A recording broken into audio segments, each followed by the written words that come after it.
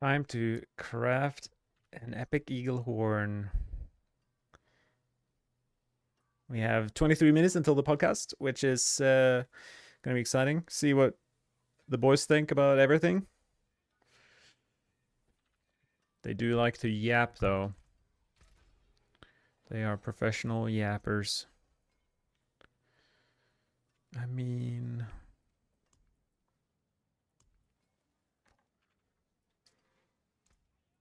here we go. Got a really good eagle horn here. Better not mess it up.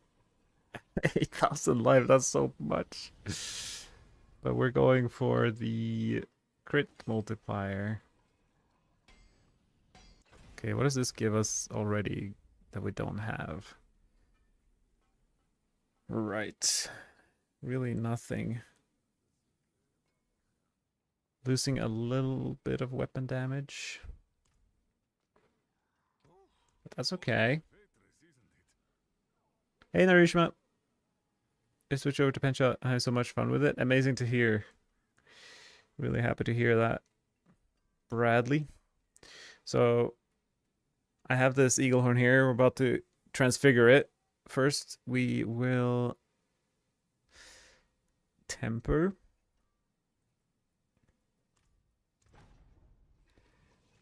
I'm a little bit nervous about this going wrong because it's the only eagle horn that I have. But there's only one way to find out. I think that's it. I can roll the unique a bit. Maybe we can try to get closer to 150 instead of 144. But it has a lot of affixes that we like.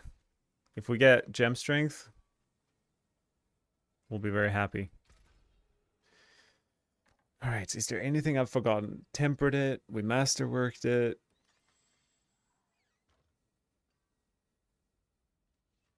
Okay, and then we roll the power maybe a little bit. We try to get higher than 44. So what does this do? Randomize the value of the unique power. Okay, well, I only have 34 of these apparently. See if we get higher or lower. What? Did I just roll the exact same number? We try again. 26. 23. I mean, what? Close to 50. Oh, it's just going down. It can't go down now. Okay. 150. Okay. Oh my god. I'm nervous.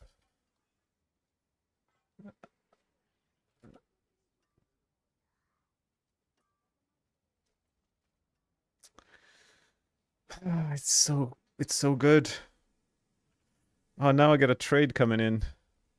Okay, before we transfigure, we're gonna trade with this guy. Eagle horn.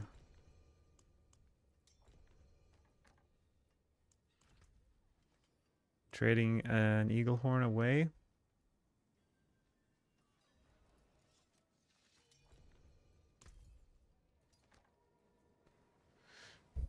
I'm a little bit nervous.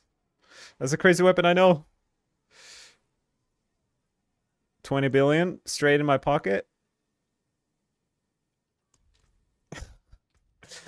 Okay. All right. We remove him as a friend. We leave the party so that we can feel alone and safe. And now we don't want it to brick, okay? We want gem strength or anything that doesn't ruin the weapon, ideally. Oh. All right, here we go. 3, 2, 1. Oh, 26 quality. That's okay. That's pretty good. I think that's pretty good. I mean, it's not the best by far, but it's pretty good. At least it's more life, more everything. And it didn't get like too quality. It got like pretty high quality. And it's cool. It's like style points with the orange numbers everywhere. All right, let's see here. Comparing it to our current weapon, the weapon damage going up. We get almost 8,000 more life because my current eagle horn doesn't have any life. Crit strike damage multi. Cold damage is going up as well. I have crit chance currently, so we're replacing that. We're losing a bit of crit chance. But the Eagle Horn aspect itself is going up. So we put it on, and we get... Okay, let's see if we go to the training dummy here, see what our toughness ends up being with or without that. Max quality would be good. Wow, you called it, Roller. You called it. What's the best thing to get from this? Gem strength, Sizzo. How do you get qualify? Or quality? You transfigure it. So you see the little dice icon? It's like at the cube you can transfigure items, but it also makes them unmodifiable. So you better not you better socket it and do the whole thing.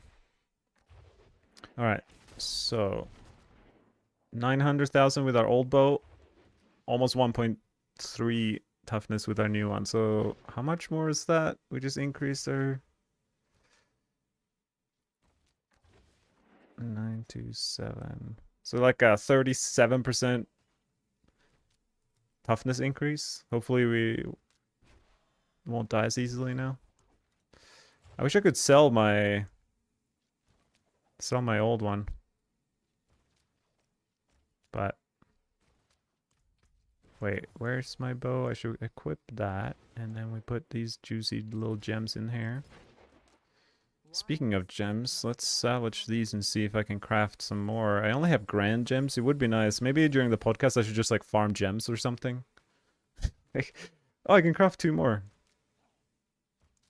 I'll craft 2 of these and then put these in here so that we have all of our weapons with grand gems. Cold multiplier affects shade damage. Yeah, because we run this aspect imitated imbuements, says shades get the imbuements, so the shades get... If you look in the description, Yog, you can see the build. But yeah, I'm a little bit worried about my energy generation right now. Actually, let's do a thing. We're gonna do a thing. I have a bunch of starless skies. We're in a cube mode right now. The podcast is in 15 minutes, so we can do some cubing.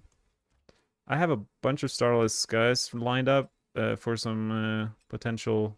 Wow, I had more than I thought. Six starless skies that I can try to cube a little bit and solve my resources as well at the same time.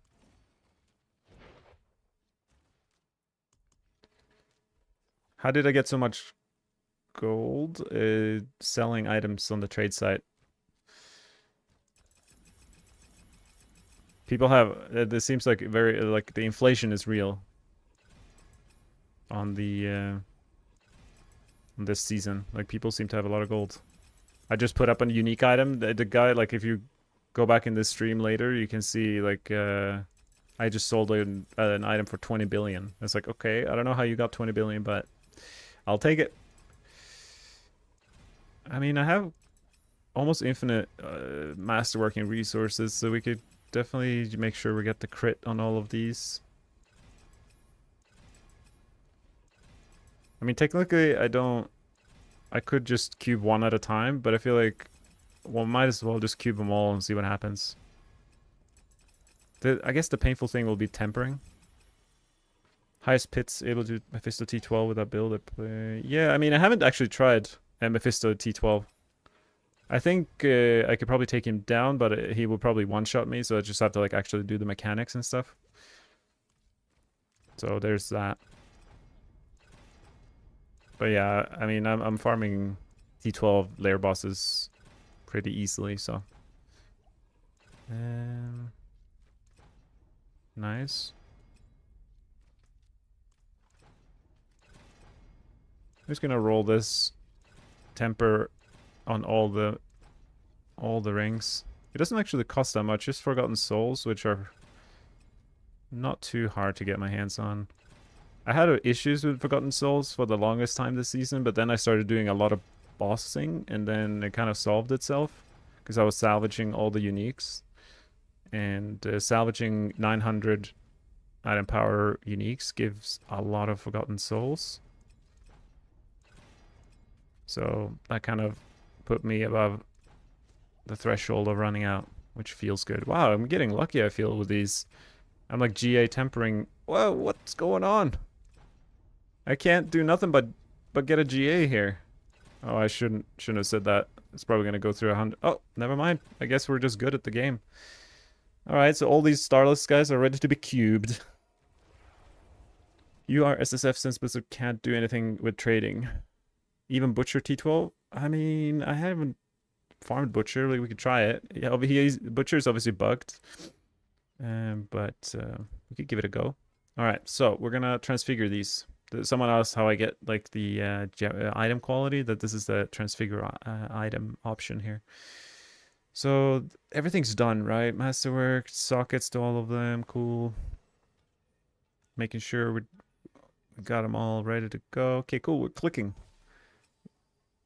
Indestructible. That is not it. Ring number 2. Transfigure. Boom.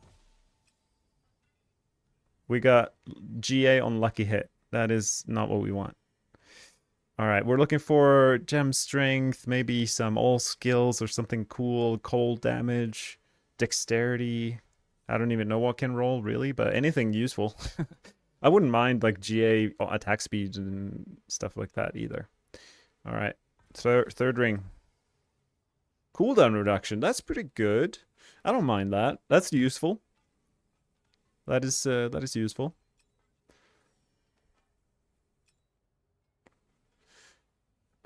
All right, 4th ring. 100 all stats. That's like 5+% damage and a little bit of everything. Can help our Paragon board as well. So that's useful. How important is skill level for Penshot? It's not important, but it will definitely help you increase your damage. Like, skill ranks is the difference between speed farming 100 to speed farming 110. If that makes sense. It's like it'll give you that last bit of boost. All right, 5th ring. Piggyman, I'll check out your ring.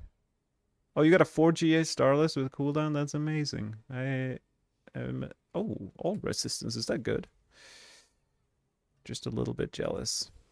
Okay, this is for science. I'm gonna see how much toughness I actually get from.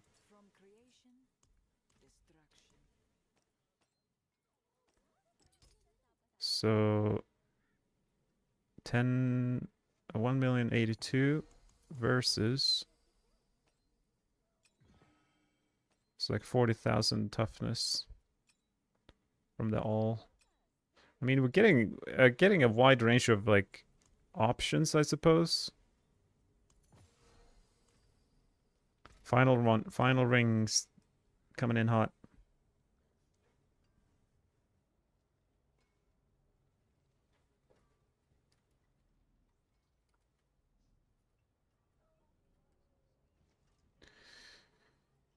All right, final transfigure one time.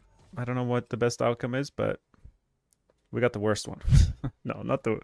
Probably indestructible is probably the worst outcome actually.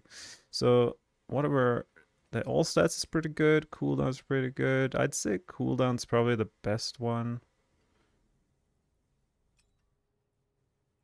I mean, let's see here. What do we even get from strength? Almost nothing. They really nerfed the stats.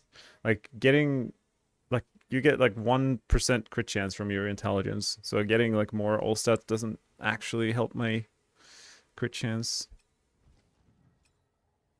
I get a little bit of toughness from the all stats, but I wouldn't use that. I'd rather have cooldown 2 BH.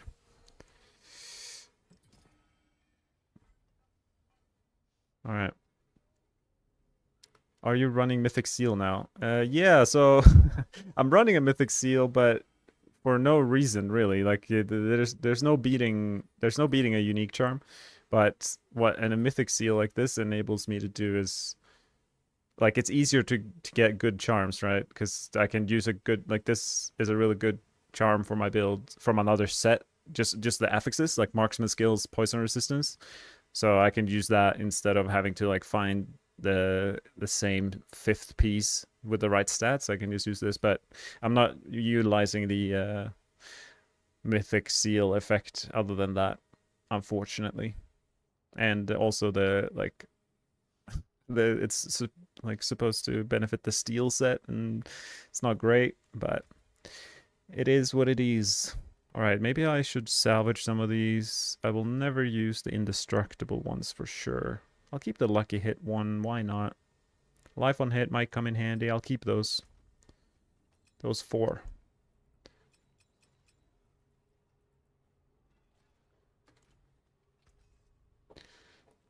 Miracle, you're level 47 Penshot. Nice. I think that's way more than I even have. I have level 43 Penshot. My gear, I haven't changed my gear much, except for this bow today. But otherwise, my gear is the same as my video like a week ago. I haven't even tried to craft anything different. I'm kind of waiting for the patch to see what happens. Right now, I have the Rustbit and Dirk and Kiss, Scoundrel's Kiss on the ring just because I was doing some bossing, so I can. I was trying to get a better set of Shrouded Gift pants, so maybe I'll go do some Harbinger just to try to get that real quick. Wait, I'm impenitent. I don't know why. Can we expect something new for Rogue in the patch? Yes. I mean, they will fix some bugs that might change the meta a little bit, like in terms of the pushing. Like maybe there's some build that comes up out of nowhere. But it's hard to say. I mean, I'm expecting Penshot or Rapid Fire to be the highest pushing builds, because they currently are. But more so, I think the patch will bring just like some stability to the leaderboards. Like, yeah, I feel a little bit sad about the leaderboard situation, because I would like to just like jump in and push after the patch, but my glyphs aren't 150. Like all these people, like we're talking thousands of people, or almost 700 plus people have, or I mean, it's probably thousands, because that's just the tower. Like people have leveled up their glyphs to 150, and I mean, I wouldn't be able to like compete or even get close to their clears, because my glyphs are just 120 something. So it's a little bit unfortunate. But things like Poison Imbuement and Arrow Storms are becoming a little bit more playable, so I'm excited to try that out.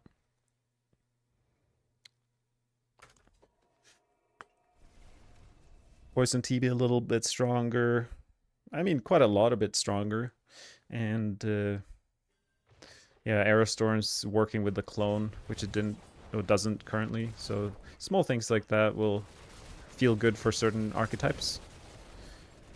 But in the grand scheme of things,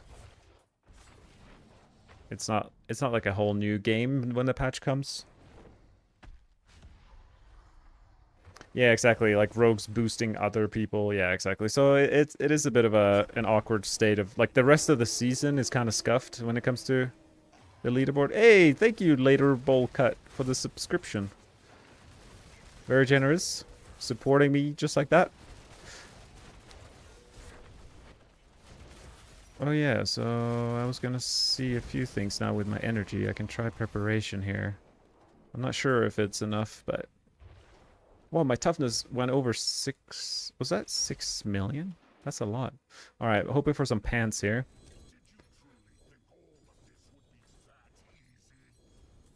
And maybe some Rustbitten, or Etna's Dirks, I suppose.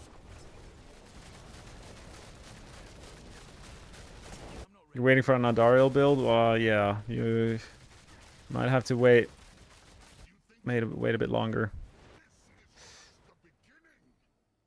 I mean, it's a bit of a shame. Like, Andariel's does not deserve the mythic status. Like, how is that a mythic? It's not, like, it's just garbage.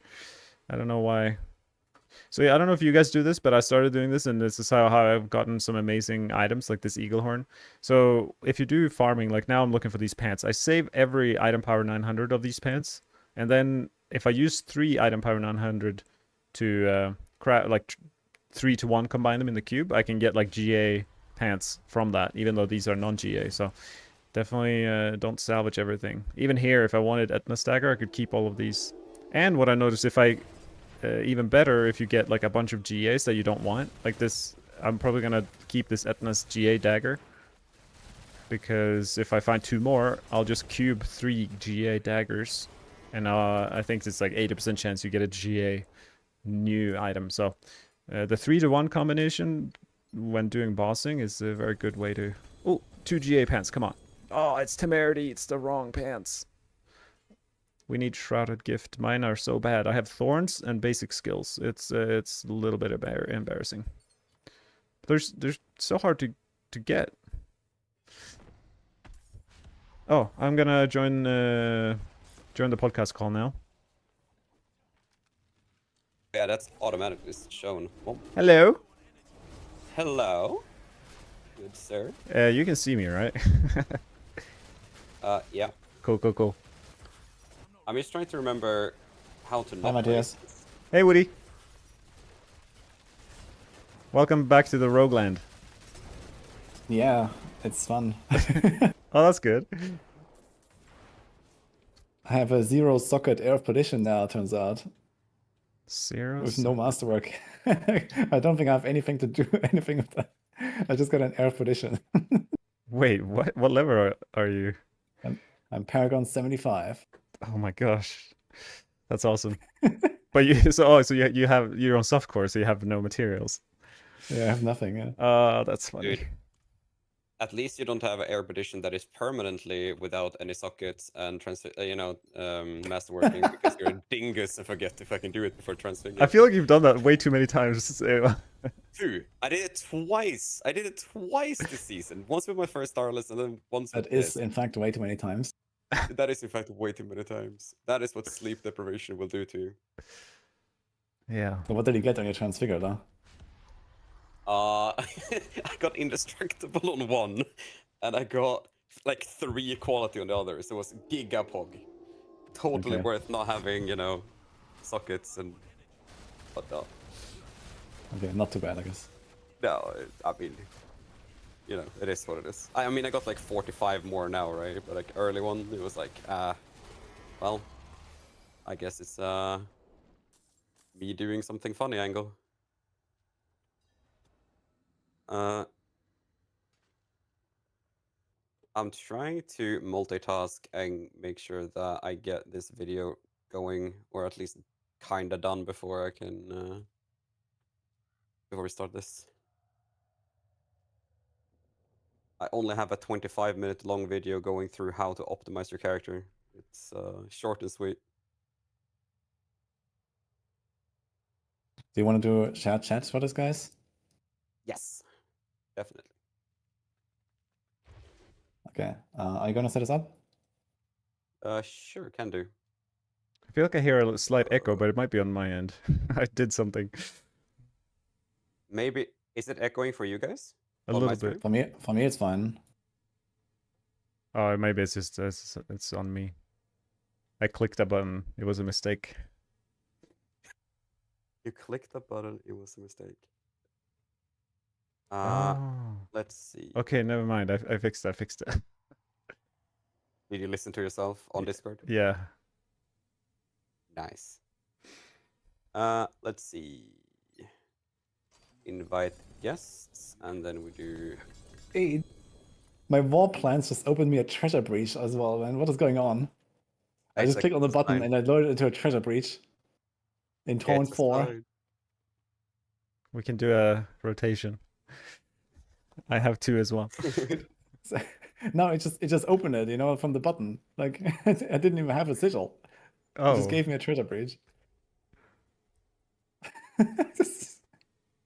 Diablo partner, by the way. Special privileges. Hashtag Diablo partner. Alright, I sent you guys the link. Thank you. Just need to remember to not break this. This is actually unethical, man. Wait, why are the faces gone? Oh, is it the same? Ha! Is it a thing where I can't like tab out or something? Yep, I can't tab out of the window. Ah, whatever. It'll be fine when we actually start. Okay. I mean, I clicked the link, but I don't know. Nothing really happened. Oh, I got some good pants. That's exactly what I was looking for. Did it work for you, Woody? To click the thing?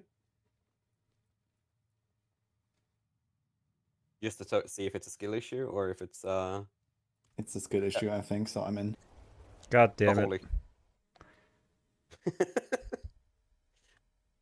Hey, as long as it's not a Ava skill issue, you know, that's what matters. 'Cause that's unfortunate, you know.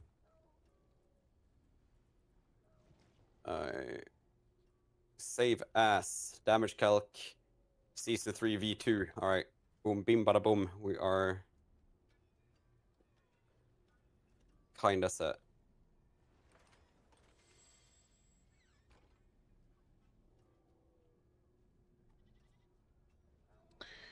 Surely, right?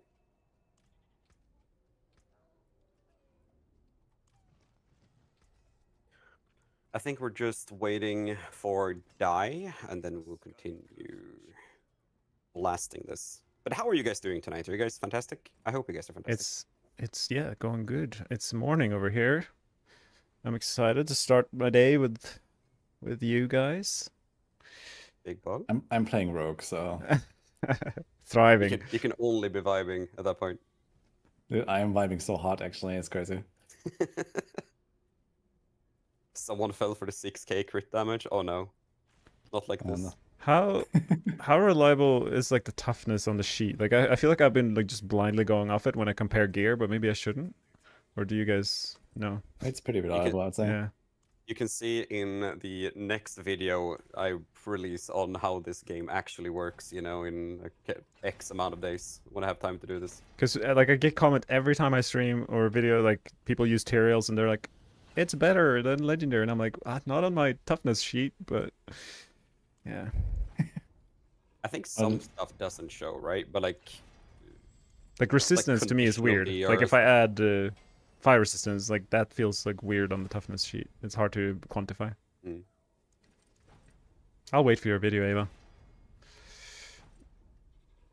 I mean, it's more optimal that way, right? Like just like Ava, go look at it, you dingus. It's a good strat, actually. Yep. Been maxing time, you know.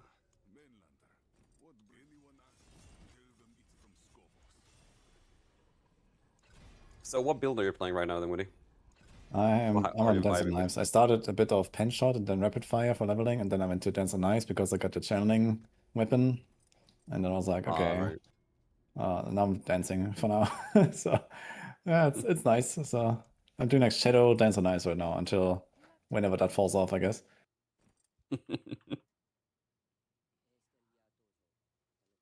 But yeah, so far, really good. That's a vibe. Mic check. Yo. Oh. Hello. Let's try to make this. Oh, made it too small. I want to cut off you guys. So all of your beautiful faces in. Just speaking to my chat right now, I'm muted on Discord. But I won't be very good at responding to questions to you guys, probably for the next hour or two on stream. That's a scuff that is gonna be. So just beware that if you ask questions and stuff, I won't be very able to respond. You can keep them for after the podcast. And just so you know, if you're watching my stream right now. Are we ready?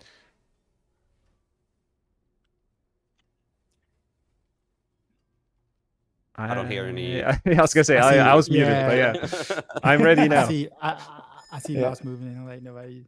I was just like talking to chat to show off the you know, who's here and stuff. Nice. Do we have to share chat on everything? Everything should be shared. Everything should be working. I think. Looks like it anyway. Yeah, I see it. Okay. Hello, everyone. All right. So this is what number are we on now? Or is it number 4? Like the 4th episode of this shenanigans that we're doing? Maybe. But welcome everyone to, I think, episode 4. Just correct me later if I'm wrong, I guess. Of the rogue podcast with the addition of Woody this time around. Woohoo! Yeah, I'm an honorary rogue, I guess. Yeah. For those of you that don't know Woody, Woody's a small, a small indie streamer of, the occasional rogue traveler that tends to visit us, I guess.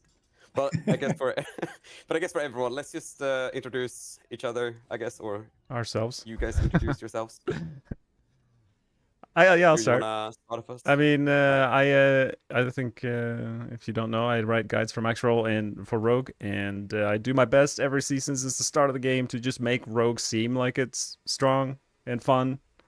Blizzard don't make it easy on us, but I do my best to make Rogue shine. But yeah, I love the class and the game, and that's me. Okay. You want to go next? I am Dockside. I also write rogue guides for Max Roll. I'm generally responsible for mostly the bow rogue stuff. So if you guys like to pew pew from a distance, I am generally your guy for that. Pretty much it, really. All right. And for me, I'm Woody. Hi guys. I'm team lead the Diablo team on Max Roll. I used to do a lot of rogue guides, which now these guys have taken over. But who knows? Do you miss for how it? long. Well, I mean, I'm definitely planning to play a lot more rogue than in the recent past. So yeah, we'll see how it will go. Nice. Okay. And I suppose my name is Eva. I'm the rogue class lead. Famous for my DoorDash rogue build guide, amongst other silly rogue guides that we're covering. Also, the person that gets told to, hey, go back to the training grounds and test if attack speed works like it used to, and other funny technical articles that we have on Maxroll. Thank you for all that you do, Ava. Thank you. On behalf of the entire community. Yeah, actually. seriously. We need like an international Ava day, just like to acknowledge the breakpoints you have found. PTO? Yeah. Anyway. Do I get PTO for those days? That would be insane. But memes aside, basically today we're going to talk about basically what we thought about expansion, what we liked, what we didn't like, mostly connected to Rogue, I suppose. What we thought about the class and other stuff. I guess that Woody will mostly have some, random warlock shenanigans running around like a lunatic as well, but the rest of us have dove very deep in the Rogue trenches for the first week. And then, like always, we're gonna go on tangents, like nobody's business. We're gonna talk about whatever the hell we want to, and that you chat decides that we want to talk about as well. So, what do we think? Was it a success, this expansion for Rogue so far? I mean, my perspective is pretty interesting. Or like, I don't know. Like, I feel like Rogue, with the amount of bugs we have, which I have no idea what other classes are like, but like, I feel like we have like access to half of our class due to like all the bugs. Like the ultimate builds we can't really do. Like the arrow storms, the clone isn't working properly. So like, it's almost like the drip. You should ask the Spiritborn. Yeah. So it's like I have one build. Yeah. Exactly. Yeah. Okay. Well, there you go. But that's it's. I don't mind because like there's been plenty to test. I have like 150 hours or something stupid in the 2 weeks the season has been out, and but yeah, I'm just excited. Like even like season 14 will probably feel like a new expansion if some of these bugs get fixed because we'll get access to so much more. That's like where I'm at. I think to pick it back off of what Matthias said, yeah, there's quite a few things that aren't working correctly. I can't put out a random arrow guide until Beastfall Booster is actually fixed, so people have been asking me about that, and I can't put out a version that's going to be like terrible to play and terrible to do anything with. But outside of that, though, I think what I really do like about this expansion and what it has done for Rogue is that like I feel like skill identity has come back in a sense. Like it, rapid fire feels like rapid fire. Barrage kind of feels like barrage or multi-shot or whatever you want to call it. And Penshot, looks really chaotic. And it's fun, and it's actually back in the fore. So like I really feel like the skills feel like what they were like they're doing what they're technically supposed to be doing, regardless of some of the buggy interactions or whatnot. So the play styles and thematic choices in our skills feel like fun again. Like they feel like dynamic and like have like a purpose of actually doing this particular setup or going this particular route. So I'm having fun just playing the different skills, something that has been a long time since I've been able to actually stay. So if anything, it is brought back that feeling of, hey, I actually really like how the skill functions. It just feels good to play. So that's my take. I like it. What about you then? You with your insane like couple of hours experience of Rogue. I definitely looked around a little bit, and I agree with what Darkside says. Like, I see there's a lot of really cool changes. I mean, I've been not really cooking on the Rogue so far, but I have been like analyzing all the stuff from before launch, and overall, I think the class is in a much better spot than it used to be. Much more interesting, cool combos you can make, and assuming that they're also going to fix everything at the end. I'm not really sure what is exactly bugged, but there is so many things now to do on this class, and I really like that part about it. So in Vessel of Hatred, I didn't really like Rogue that much. There were like a few builds that I enjoyed, and the class as a whole was just not as enjoyable. But now there's like really cool concepts. Imbuements alone are kind of like carrying the class in like a really cool way, I think. And all the utility that they have in all these different abilities. So it's very fun to like play around that so far. Yeah, I suppose I agree as well. I feel like the build variety is sort of like definitely on the table now.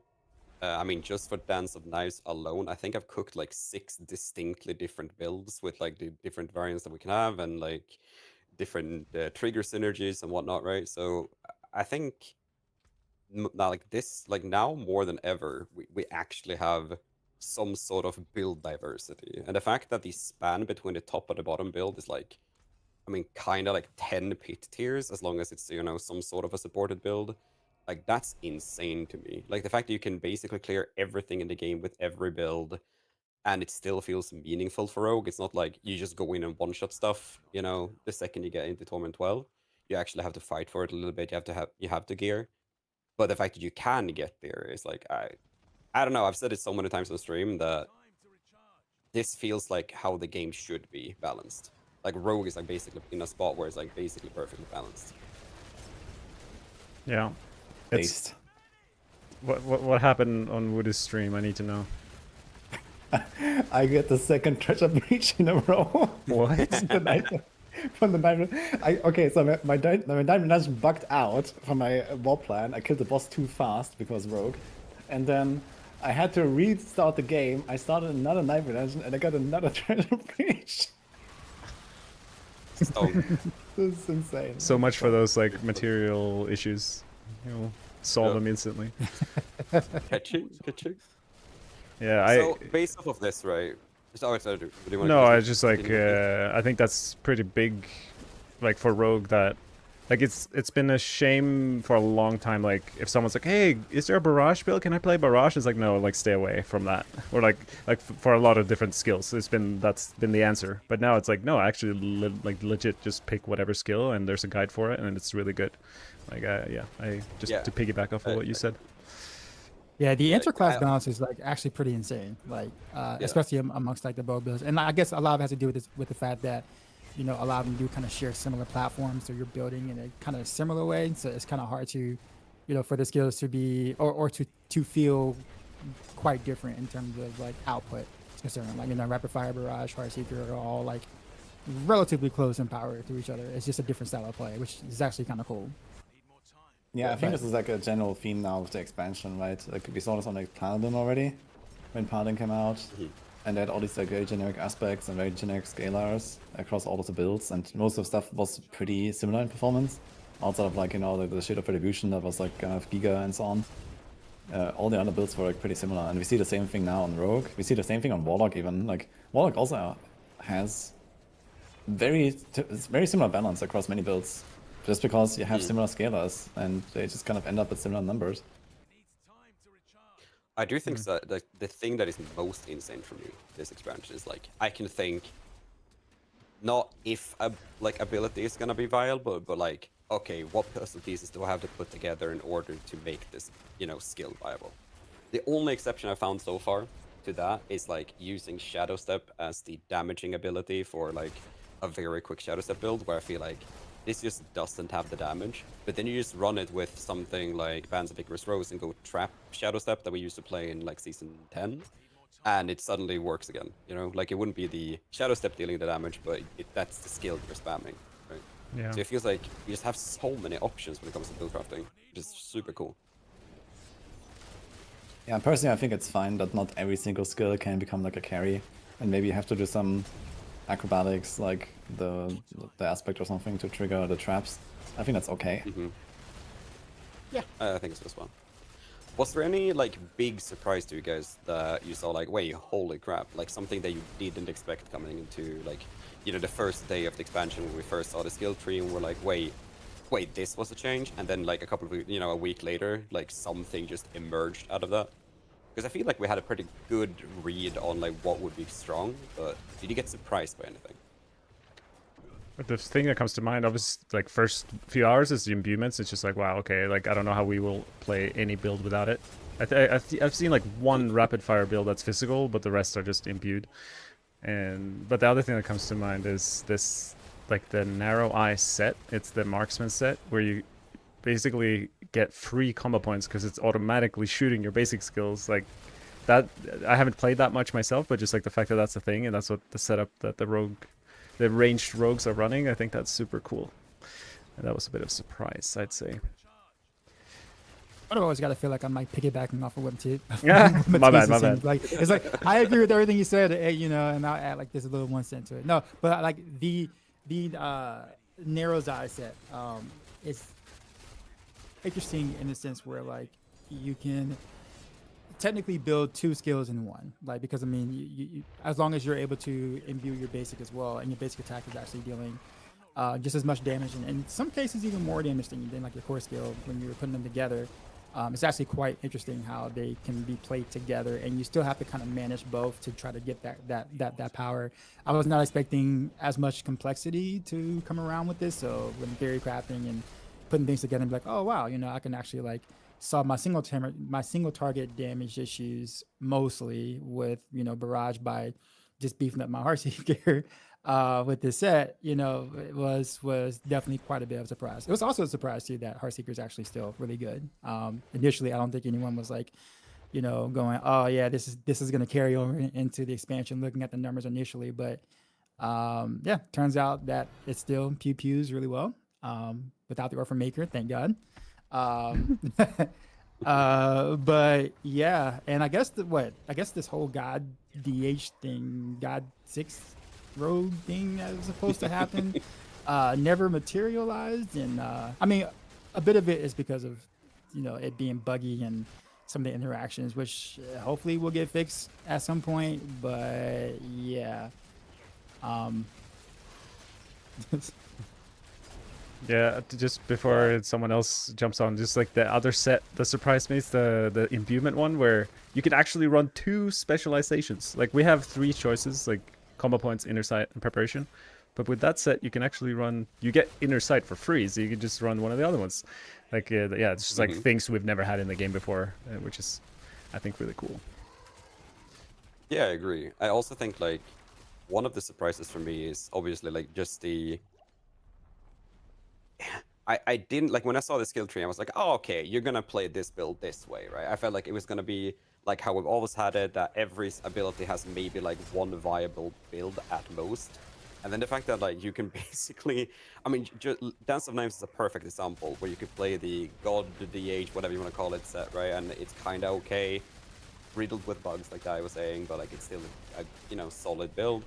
And then you could have the cold grenade build, poison, star shards. You can play the cold trap variant of it. Like we have so many different variants for every skill, to the point where it's like we could have 40 end game guides at this point with how many like different variants of everything that you could running, right? I did not expect that coming in. I would expect like, oh, you know, we'll have like, you know, 6, maybe 8, you know, builds that are like really good, but now like everything is just good. Good time to be a rogue. We do be eating well. We do be eating well. From all of the random builds that we've been covering so far, really, has any been like a surprise that it emerged? I mean, I surely Dash Rogue must be up there on the list of like builds you did not think. I am not surprised to see Dash Rogue, but this has more to do with our host here, I think, than anything else. God damn it. No, I mean, I guess we have like a relatively expected lineup of builds, right? We have basically all of the cores, and then you have stuff like Death Trap. I'm not sure what happened to Rain of Arrows, but I guess that might be a thing as well. I'm not sure if you guys tried that. I'm definitely excited to see it. When Beastfall Boost gets fixed, it'll be there. Yeah.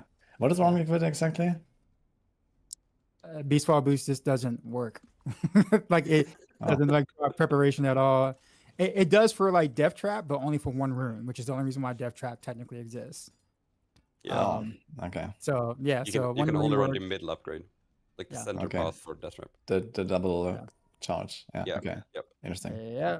So I've played a bit of Rain of Arrows, but like with the like Crown Illusion to spend energy like slowly but surely. But it's like a 6-button piano build, and it can do like tier 110, but it's like painful, and it's gonna be like 10 times stronger once it actually works. But I mean, yeah, it deals damage. It's just we're not really able to maximize it at the moment, unfortunately. Yeah. It's not worth putting up a build guide for people to be really upset about all the different things you have, all the loopholes you got to do in the gear requirements to play a subpar setup. Yeah, so I'd rather play Dash Rogue. Yeah. Yeah, I mean, I guess it's fine, right? We have other options right now, and we just kind of go for those. And yeah, maybe there's gonna be a bug fix, in the next patch or something, and we'll see. I mean, they have been really on top of like fixing at least like some of the like infinite damage bugs and all that. So maybe they're also gonna fix the actual broken things, and then we have even more builds to try and make. So it's gonna be fun. Yeah, I wonder if this patch on the 13th is like one of many in the season, or if it's like this is like the main patch that we play until the end of the season. I'm curious to see. Oh no, I'm sure there'll be more. I mean, the thing is that like from what it looks like, just from the notes, it looks like these are problems and issues they knew about before they released the expansion, and like they just didn't have time to kind of get to all of them beforehand. And then of course we reported a bunch more that they probably didn't know, throughout the course. So it's like what we're getting right now is just stuff that they didn't have time to, fix before the expansion went live. And so I'm sure there'll be another, patch or two going down the line where it's like, okay, yeah, this emerged, we need to work on that now, sort of thing. Hope so. I think on that note as well, we've talked a little bit about like what we kind of hope, in terms of like patches and stuff, but like what things were you like straight up disappointed with? Because we've been excited. I mean, I'm still excited. I have so many builds to test and so many things to actually like, deep dive into to see how it works and see how it feels to play and make builds around. But what has been the thing so far for Rogue that just genuinely disappointed you? Well, I can't really speak too much about the details here, but I don't really see a lot of like physical build synergies. I feel like there's like so much stuff like imbuement, non-physical, and all that. But yeah, I think Matthias mentioned this earlier. There's not really any physical builds, and I would actually like to see something like that. Maybe if some sort of like there's a reason to do physical, right? It's not just okay, this is the highest number, so I do this. But maybe there's something behind that we could do with an aspect or a unique, for example.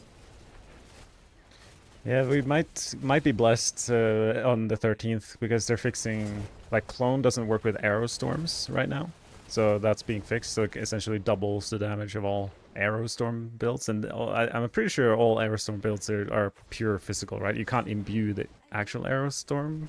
No. So there's some hope on the horizon for the physical, but we'll see how that goes. Yeah, that's true. Any disappointments that stand out? Dai, you're good at these. Wow. Okay. Don't trust the tools. Well, I mean, honestly, most of this like disappointment kind of like just deals around with things just being bugged, right? So like for instance, like multi-shot for barrage, right? Like it was such a hype variant of barrage to come and find out that not only is multi-shot bugged, but also ruckus from rapid fire is also bugged too, in the case that they don't scale with combo points for whatever strange reason. In fact, multi-shot actually does slightly less damage if you take the variant than if you didn't take the variant going with the combo points, which is wild to me in terms of like the math hula hoop they did there. I mean, you can still farm T12 comfortably with barrage, even or with multi-shot, even with a bug, but it's just kind of like it just feels bad for something that's so hype, or that was so hype early on in terms of barrage is concerned. Then you still got things with like the Edna's dagger, they're in all of my builds, and the multiplier doesn't work at all, but you kind of need the imbuement part of it because cold imbue is so strong, so you kind of have to take the dagger. Then of course there's the imbuement not working with the clones, so that's another big thing that's kind of happening there. So I think most of my disappointment is like kind of how the bugs affect things we can't do on Rogue to be able to progress with different builds and different ideas. So it's kind of like it's kind of like we're stagnant. It's fun, don't get me wrong, having a ton of fun, but it's like I can't do anything else more until fixes kind of happen, and we don't know when those are going to come across. But outside of that, I mean, not really. I mean, physical does definitely need some help. I do think that the Paragon board stuff just, I don't know, they seem to just not want to do more with that in general for any of the classes, and I don't really know why. But like, yeah, the Paragon board is probably the most outdated thing in Diablo 4 by far compared to any of the other systems or whatnot. So I'm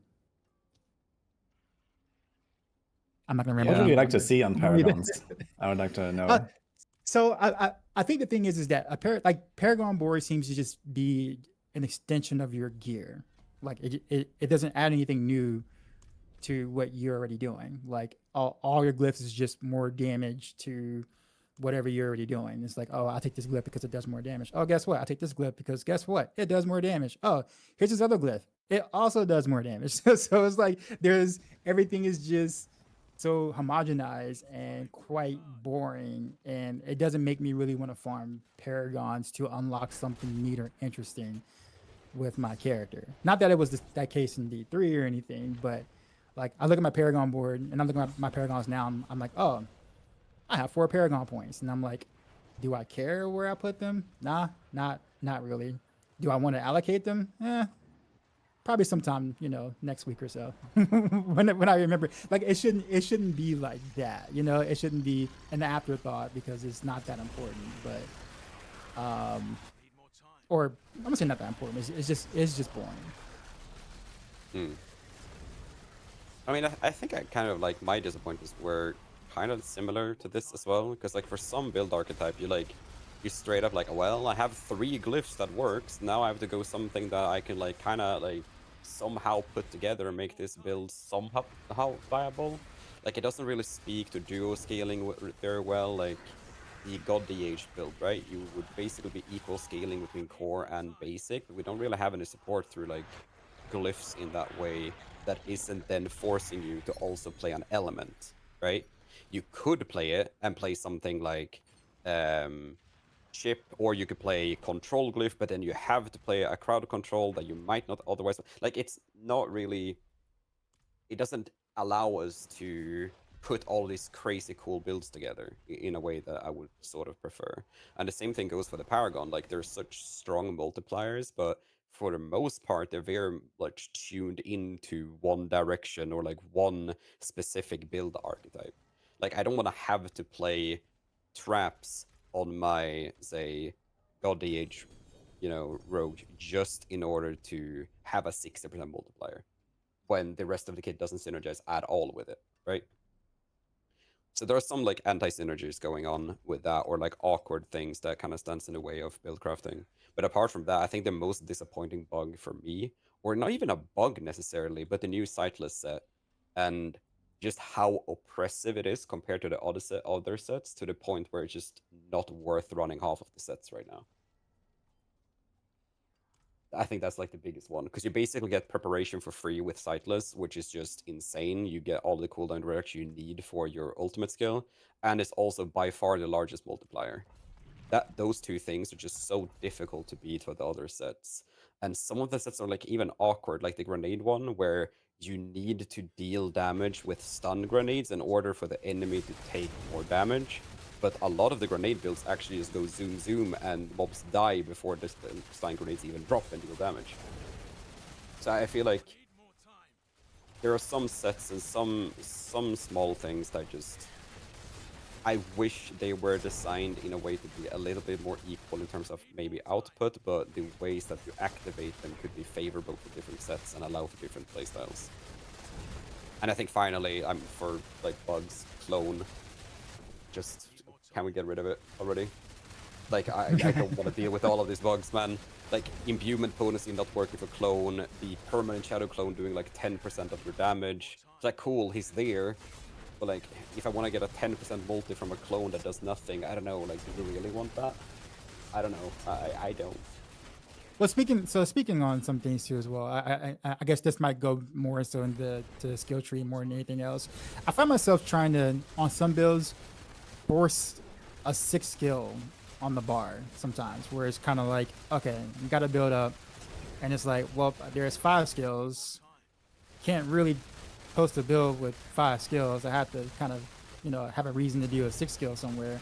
So you kind of just like put something in there as like a filler, because like there's nothing else that can support anything else that you're doing. I find this the case with Heartseeker, where I threw in Shadow Caltraster because like I have nothing else to throw there. I'm just like, I guess you can do this to also help Mark with Pain Gorges, but you don't really need to. But nothing else makes sense. There. Maybe just too good at making synergistic builds, man. No, it's just like it's just like, so like there are times where like I feel like I'm like, sometimes forcing a skill in there just because of course we don't have the support of like the old Caltrash, where like it gave you damage buff, or old smoke grenades where it gave you damage buffs or whatnot. Like they're almost like their own separate entities versus like supporting things, which is fine, because I hated being in a loop of having to throw cow traps and then throw a smoke grenade and then go fill up my gas at a 7-Eleven and then go do this and that and this and that, and then I can deal less damage than all the other classes, right? So so I'm glad we're kind of out of that loop, but at the same time it'd be nice if like I could have another like option that felt like it was supporting the other things, even if it wasn't just pure damage. And I kind of have a hard time sometimes figuring out what that is, because everything is so it's almost like it's designed to be its own thing versus trying to support other things sometimes. And not bad, but sometimes I can just run out of things to add to a build. I was about to say, if you ever suggest that they come back with the damage amp from like PT, smoke grenade, and caltrops again, I am immediately removing you from this Discord call. We're not going back there. That was not the vibe. Like, I'm having like the feeling of just playing rogue right now, where you don't have to be like tracking 74 different buffs that doesn't have a duration of your bar or any way to track it, is like actually such a bliss compared to before. You don't miss actually unstable elixir? No. Oh, absolutely not. Now they gave us the set to automatically drink potions. They should have just kept it, no? True. True, actually. Yeah. You could add it as an aspect. Drink a potion every once in a while and get some more damage, because you like that, right? Yeah, that was my favorite part of playing rogue during Vessel of Hated, for sure. Yeah, you just add like a masochistic alchemist could be the aspect name, and you just have to chug potions all the time. It was interesting because I did quite a bit of pushing in this last 6 seasons, and like my eyes are literally just on the timer in the tower in the pit. Just like, okay, at 0:04 I drink the potion, all right, and then like each like 10 seconds, I'm just like managing my 10-second windows with the potions. Like that was, anyway, that was a special experience. But there's so many things that you guys mentioned, like spark thoughts. Like for example, a surprise was the difficulty of crit chance, like reaching 100% extremely hard, I find. Like impossible without mythics almost, which is kind of cool. I like it. It was way too easy before. I realize that now. I didn't think it was a problem, but that's been a fun little thing. And I think we Do you have guys actually make builds that are not dot builds, but also not crit builds? I mean, I think we lean into crit on every non-dot build, right? I do. Yeah, because the problem is you're losing the crit damage multiplier, which is, I mean, what else do you put on your gear that would be even close, right? Like, there aren't that many stats that would be competing. I think there would be Even builds though, like that. so- But the issue is like Starless and Air Repetition are too good and they give too much crit chance. So you're already at like 50% with those two. And it's like, okay, might as well just go for crit. But I mean, my mid game builds don't have crit, for example. Like I don't temper crit damage and I just go vuln damage. Like, yeah, so it is a bit different than before in that sense. But And I noticed, for example, on Warlock, I'm not sure how much extra access rogues have to crit, but on Warlock there is actually just non-crit builds. Okay. So that is a thing, yeah. Like you deal direct damage, but just don't crit. Like white numbers. Yes. Yeah, because it's like too much opportunity cost sometimes to really go for it. And you know, if you don't already have air and starless in your build, like you just can't do it almost. But there is some ways to get crit, even on those builds, but you know, this might not really fit in, or it's like too slow and clunky, and you know, it's like not really suitable for like a typical farming build, for example, or so. I thought it was hilarious they added Locran's Talisman with this, like this meta of lack of crit, like to lose 50%. Like, who do they think I am? Like, there's no guaranteed crit anymore, at least on Rogue. I don't know about other classes, but like that item would be fun to use, but yeah, there's no world I'm able to reach those. Yeah, I kind of like it. It is a very niche item, but I think there are builds for it potentially. So I think I can see, for example, Spiritborn with Kapeleke or something. Right. It depends on like how guaranteed your crit is guaranteed. Like not every guaranteed crit is necessarily as guaranteed, but yeah, like some effects. Yeah, some effects say you have a guaranteed crit, but actually it just gives you 100% crit chance, and then Locran gives you -50, so you're actually not guaranteed. So that can happen. Huh? You are no longer guaranteed to have a guaranteed crit Yeah, strike. exactly. So it depends on how the guarantee works, basically. Okay. But I think there is some reason for Locrans to exist. Maybe it's like a slight buff or something, but I think it's an interesting item. And yeah, depending on what they give us in terms of building crit, it could be fun. I agree. It is a cool. I like items like that you can build around. And I think there's one thing I was going to mention before I forget, was just the elephant in the room of a rogue, which is the Penshot bug that's been like for 10 days now, just like 20-second 150 clears. Like we're talking thousands of people have 150 glyphs and helping everyone else on the like every other class. Wait. There was a Penshot bug? Yeah. No, really? Yeah. Unfortunately. But yeah, it's Are like you sure? It's You been sure going it for wasn't so intended? long. No? Like I expected like, okay, this is like probably within 4 hours. Like they're gonna jump, like they're gonna call in the devs from their homes. They're gonna come into the office and fix this real quick because this is pretty bad. But I'm like, oh, okay, no, they're letting it. Oh, all right. It's been 10 days. All right, okay. But so that it's like the rest of the season, the leaderboard's kind of like, unless, which I don't have 150 glyphs, like there's no point. Like I can't really, even if I have perfect gear, I'm not going to get to 150 glyphs. So yeah, that's a bit of a... I mean, it's not that bad to grind them out, I think, if you want to do it legit. You can definitely grind them. Like level up doing 130s or something? Yeah, exactly. Like you just like go to some speed farming tier where you like stay, I don't know, let's say sub 5 minutes or something, and then you kind of just like, okay, do the 16% upgrades, do the 8% upgrades, and then maybe some 4% at the end, and that's it. So you can still relatively reliably get like, I think with 16% upgrade, you have like 9 attempts, so it's like 1.5 glyph ups per run. And then it's like 0.75, and then it's like, 0.4 or something at the end. So it's not that terrible. You can still get multiple, like even at 4%, you can get multiple glyph ups per hour. You know, from like 140 to 150. It's like 2 hours per glyph or something maximum. So yeah, that's true. Not that bad, I think. Yeah, that's true. Just gotta grind a little bit. Yeah, it's not that bad to get for Roderick gems either. You just, spend a week in the dungeon and you're fine. You just have, 100% plus damage on all your gems. I mean, yeah, you're correct though. But it's the shortcut that some people got to do by doing it is a little bit frustrating, I think, for some people. Yeah, and not only that, but like if you're spending that much time in the pit doing that, then you're not able to upgrade other parts of your gear, whereas they can just kind of just get that done in like, you know, a couple of hours and be 150 everywhere. You know, so it's like if you're spending that much time on one part of the game, you're missing out on your other parts of your equipment and stuff. So yeah, I see that. You're obviously behind either way, but yeah, but you can I get close what the you're gap all the saying. time. Yeah. Yeah. The famous week 5 push of the season.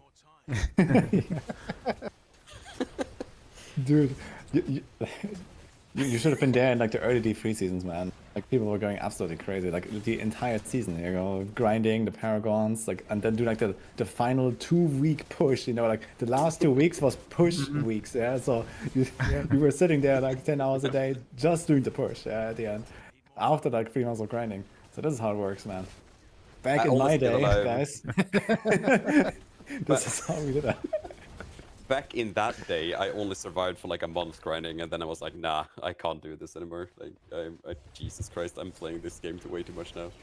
Like 16 hours a day of D3 was super fun, but like for weeks, I mean for months straight, ooh, I don't know, man. We're getting tapped out. So, with all of these stuff going on, right, with all of these bugs and everything, and you know, it's kind of hard to see the forest for all of the buggy trees, I suppose, but is there anything that you feel like if they added this to the game, you know, not like all the bugged interactions and you know, bug fixes, because we expect that to happen at some point, right? But like, what do you guys feel is missing for you to thoroughly enjoy the expansion through and through right now?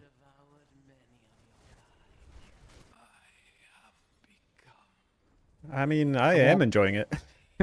But yeah, oh, you go there. No, go ahead. No, I didn't really have anything other than Say that. something positive, so go ahead. Yeah, usually positive. I mean, I feel like I liked the game before if it was like an 8 out of 10, but now it feels like more like a 9 out of 10 for me. Just like enjoying. I want to play the game. Like usually within the first week, I've done everything I want to do in Diablo 4 on the rogue class. But now I'm like week 2, and I'm like, well, there's actually like 2-3 builds I still want to play, and yeah, I'm enjoying it. I mean, we talked briefly about like wishes for Paragon, and there's plenty. There's room for improvement everywhere in this game. I think, which is like great, because to be part of the journey of the like next expansion or whatever, like the game is only gonna get better, and definitely want to see more creativity with things like Paragon, or even aspects just giving damage. Like maybe there's some more nuance they can add. But overall, like having unique affixes, some people don't like it, but like I really like it. Like I love picking up a GA ring that's unique and just like hoping that it is the right unique with the right affixes. Like I have way more loot dopamine that I've ever had before. So that's my positive note.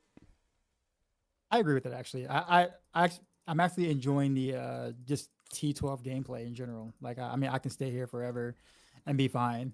And like be fine with that, because it's like on most builds it's challenging enough to well for one, reach, right, and then 2, be able to farm, right. And there's a lot of things to do still to custom tailor your gear and things, so I totally agree with that. But the one thing that still keeps me so like the one thing that I'm just not going to touch much of and still needs major improvements is like tower and high level pit. And I'm not gonna go on my huge rant like I usually do about that, but I feel like that's gotten even worse than it was before, and it's just kind of like a facepalm in my opinion. And so it's just kind of like it'll be nice when that becomes a more enjoyable experience. That's the best way I can put it. That's the nicest way I can put it. Like I kind of want to hear more, because I didn't push in D3, and like I don't know greater riffs. That's like so I'm curious, like what is that 1, 2, 3 things that would like make it better? So Woody's here, and Woody can attest to what I'm about to say. It's like with D3, it had its problems. Like Greater had its problems throughout, you know, its entire cycle when it was introduced. It was really bad at the start, and then it got better and better. But the thing about the Greater in D3 that was enjoyable was that there was strategy there was strategy, there was it was more than just trying to kill mobs and do you have the right gear for it. And oftentimes you can do some insane clears with lesser gear and considerably lesser Paragon if you understood the gameplay and what you need to do for your class or your build or whatnot. So I And not could only like that, but compete when you- without 150 glyphs. Like I could just be better. Technically, yes. Yeah, there was a time frame where you could. I mean, don't get me wrong. I mean, botters would still have a better chance at getting better clears than you, technically. But you can look at the leaderboard and be like, oh man, this guy did this with like half the gear or half the toughness or half the whatever. And like you can watch a video of some people play certain sets. Like for instance, let's say UE multi-shot. And like you can watch them play it and go, man, that guy really knows what he's doing. Like the gameplay of watching someone play that well versus someone who doesn't know how to play that well is a major difference. You can tell. You can be like, oh, that's definitely Woody playing, or that's definitely somebody, you know, somebody who's been playing this set is playing. You know, whereas in D4, it's like the way you approach towers and high level pit is all the same thing. And it's not the player's fault, it's just the game doesn't offer you any other alternatives other than just, you know, kill elite here, move forward. Kill elite here, move forward.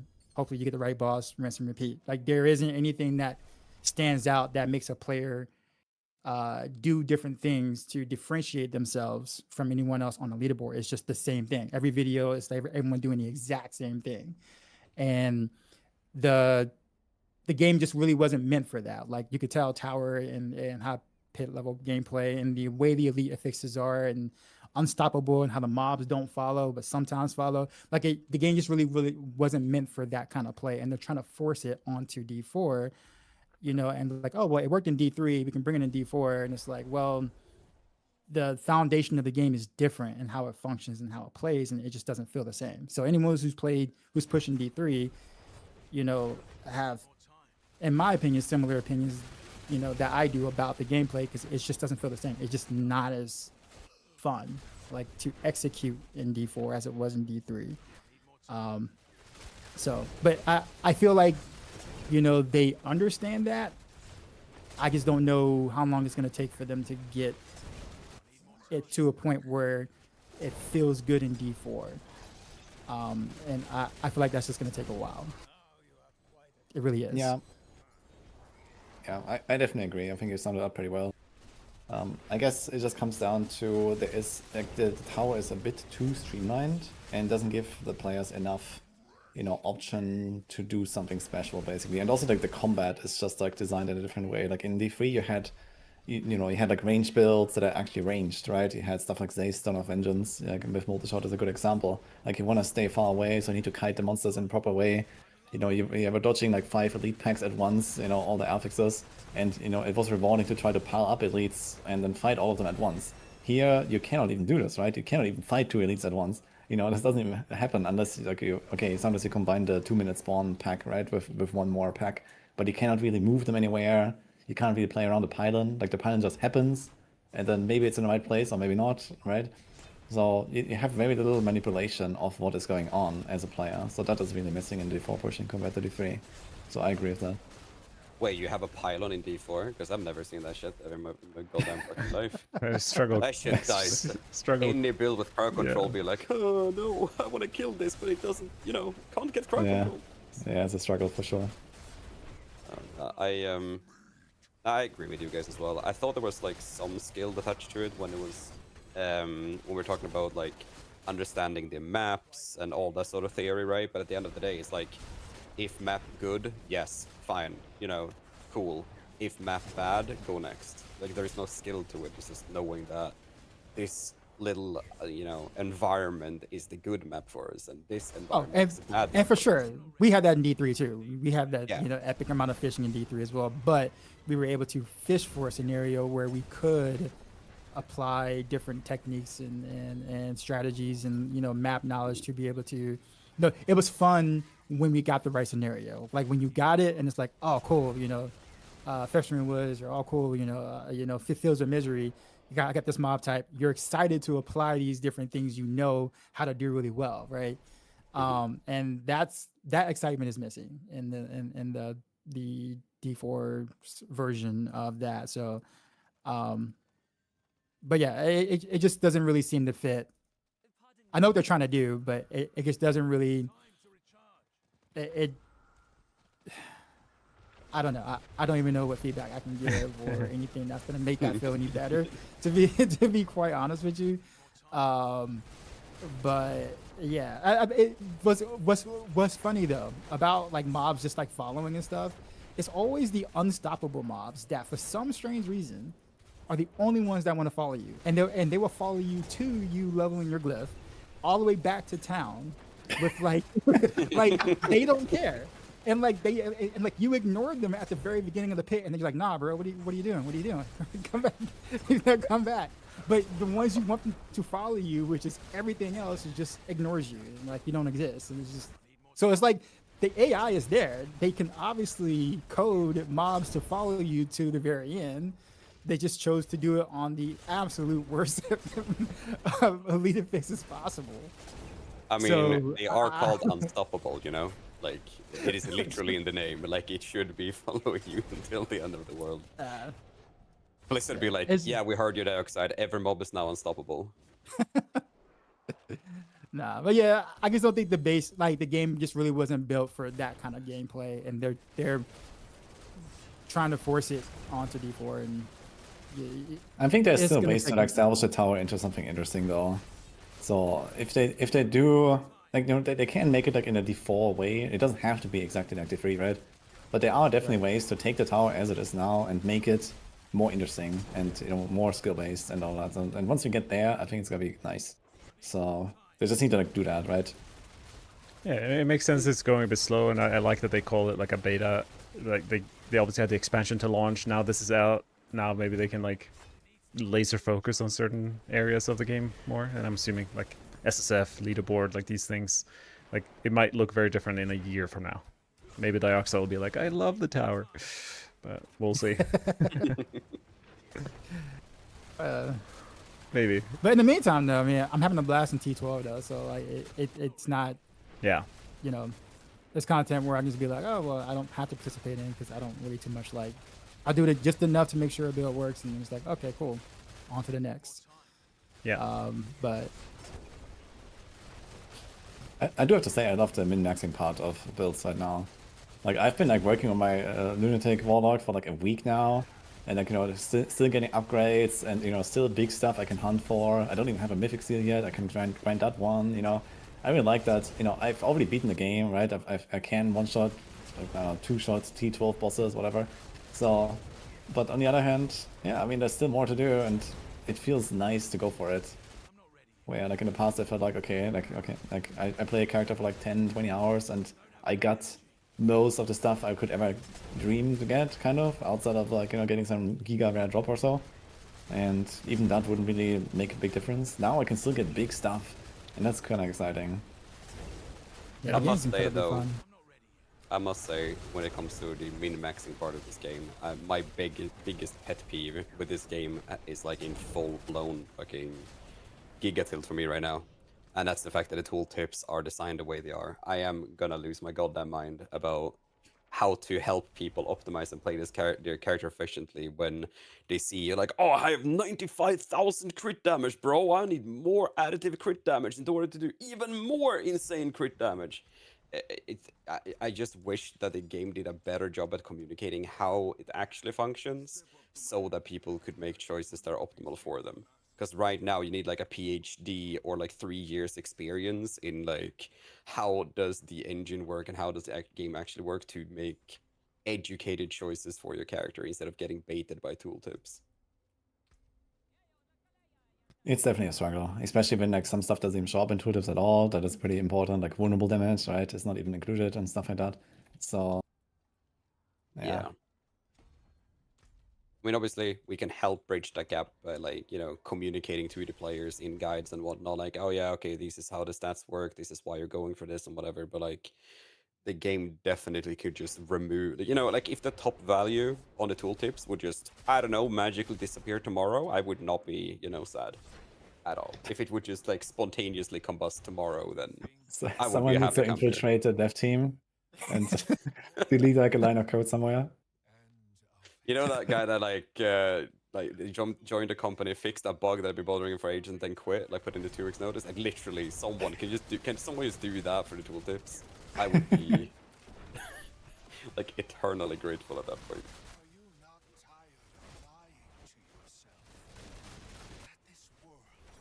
So something that I've been kind of like thinking about and like kind of memeing about on stream, but like kind of like curious what do you think about it as well?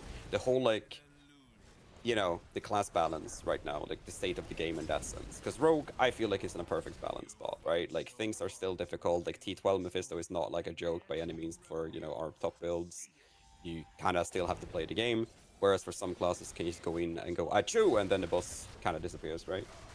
So like, what do you guys feel about the class balance? Is it acceptable as it is right now? Or do you feel like the game has to be perfectly balanced? Or do we just go with the Dioxide and Ava route where it's like, well, my client only has Rogue, so why do I compare to other classes?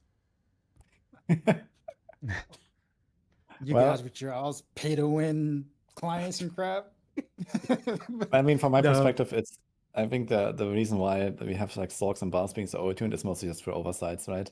We have the overpower glyph that is just like unchanged from pre-expansion functionality on the Barb, and Limitless Rage, which is pretty clearly an oversight as well. And then like same story on the Storks, I guess, with Unstable Currents and whatever else is going on there.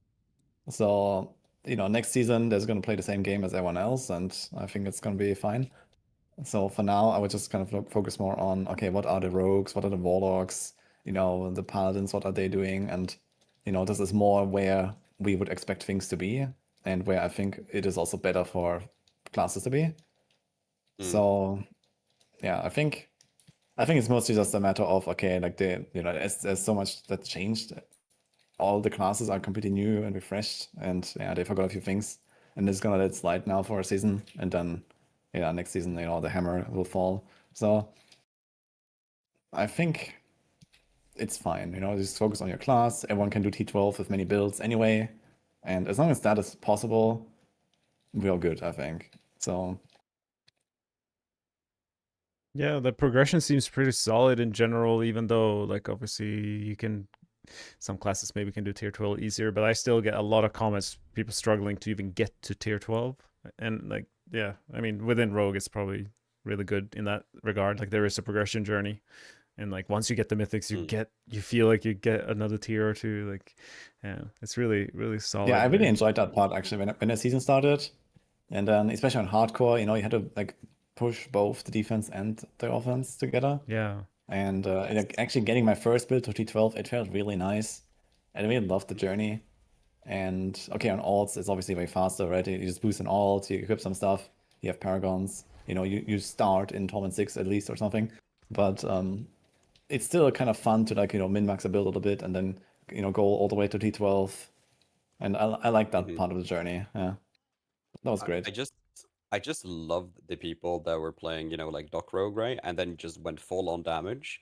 Like dropping builds like the stream like, wait, how are you staying alive? I'm like, I just equipped something defensive. I don't need to do like 1 pit tier more damage. I could just not die instead and have a good time, you know? Like going on my rogue and being like, I have 6 million toughness, like while vibing, you know, like I'm not never gonna die doing this. Meanwhile, someone gets sneezed at by a lightning orb and just disappear into the nether realm, you know, like I feel like I do agree. I feel like it was actually super nice for once to need to balance your offensive stats with your defensive stats to not just randomly fall over. Yeah. I mean, I think we all kind of like experienced that early on, trying to figure out how much toughness you actually need, right? Because I was watching you play some, you know, Dance on Rogue early on, and you were getting like, you know, capped quite a bit early on. You're just like, wait a minute, why, right? But then of course, you know, stuff is new, so it's like, you know, you don't know how much you need, you don't know what the calculations are quite yet, so it's different, right? So, but yeah. Whereas me on the other hand, like I know I'm gonna get one shot, so but I'm well aware of that, and I don't complain about it. I go, okay, just play better if that is a possibility, right? If it's not a possibility, then of course I, you know, take the appropriate precautions. But if it's more like, oh, I just stood in the wrong spot, then well, you know, I'm not changing anything. But That's just me being stubborn. I was gonna say the same thing when you were talking about like, you know, someone having half the toughness of you. I'm like, I mean, of them, you know, when you're doing D3 pushing, and I was like, there is no way anyone had lower toughness than you. I don't think it is possible for anyone to have lower toughness than Dioxide with any end game guy. Ugh. Where are the glasses, Dark Side? Oh wait, I got him. I'll let you put him. Here it is. I saw you wearing them earlier. I was like, I'm gonna put them on too. Yes, sir. There we go. Yeah, that's Dark Side, guys. We have like a 200k toughness, farming to 112, no problem. Guy I will just say that cannot die. with the exception of some affixes though, like there's like I like the idea that like at least this time around, most of the time I have more control over like being able to dodge and move around certain affixes and stuff. But there are some which I really do feel like just need some like tuning, I guess you could say. Like I like when things get like really thick and things like, for instance, like the falling sword, like the fire sword thing or whatever, like depending on the map tile and like what's going on, sometimes you cannot see it until it's like above your head. And like when you account for latency and also like startup time of some of your movement skills, which don't have any iframes, which I think is actually quite weird, that dash and shadow step don't really have like don't have like iframes. In that sense, it can almost feel like it's impossible to like move out of the way or dodge some of those things before you just get sniped by those things. I'm sure some of those will get addressed or looked at in some cases, but like stuff like that does bother me. I think I died to that fire sword more than anything else, just because it's like I just didn't see it until it was above my head, and like I die mid shadow step or mid dash or mid evade, and I'm just like, ugh. But outside of that, I can maneuver around most things, and that's been kind of fun as a range road. Has it been I was gonna say, hard to as a melee survive? rogue? I was gonna say on for Woody, like has this hardcore been difficult? Like, or are you just so tanky you can kind of handle things, or have you been like kind of nervous from tanking or like standing in effects and executioner swords and the lunatics exploding? Yeah, I mean, obviously, I tried not tank this stuff, right? But you Yeah. also kind of just like build your character as tanky as you can. Yeah. Now the thing is, the Warlock doesn't really have a very defensive kit, to be honest. There's like one Paragon node that gives you 25 DR, and then you have a bit of weaken. So that's the extent of the defenses you have as a Warlock. So everything else is basically just your gear, and it's definitely a bit of a struggle on some builds, I would say. So Warlock is certainly not a class I really recommend to anyone on hardcore, but it is doable still. Yeah? At least on some builds where you don't have to give up like, you know, one of your chess pieces for offensive slot or something. You know, when you have a unique there or something. But yeah, it's definitely kind of rough on hardcore compared to the past, I would say. You definitely have to consciously think about what you're doing and how much toughness you have. But it's also quite a lot more enjoyable, I think, than in the past at some points. So yeah, Nice. it's gonna be kind of nice, I think. You know, kind of figuring out exactly how to do all of that over time. But hardcore has been very cool so far. Outside of the visual clarity. Visual clarity is the biggest problem. I died 2 times actually this season on my Warlock. Both to the same thing, which is Fire Enchanted. Because it just looks exactly like my spells. So unlucky. When I was looking at one of your clip, it looked like the poison after death explosion from one of the affixes that like clipped you on one of them, but maybe I misremember what you got clipped by. Yeah, and it was Fire Enchanted, yeah, on both flips. So. Oh, okay. But yeah, like the visual clarity in general is just kind of off, especially if you're playing multiplayer. If you're playing multiplayer right now, like you can't see the floor. Like the floor is literally lava.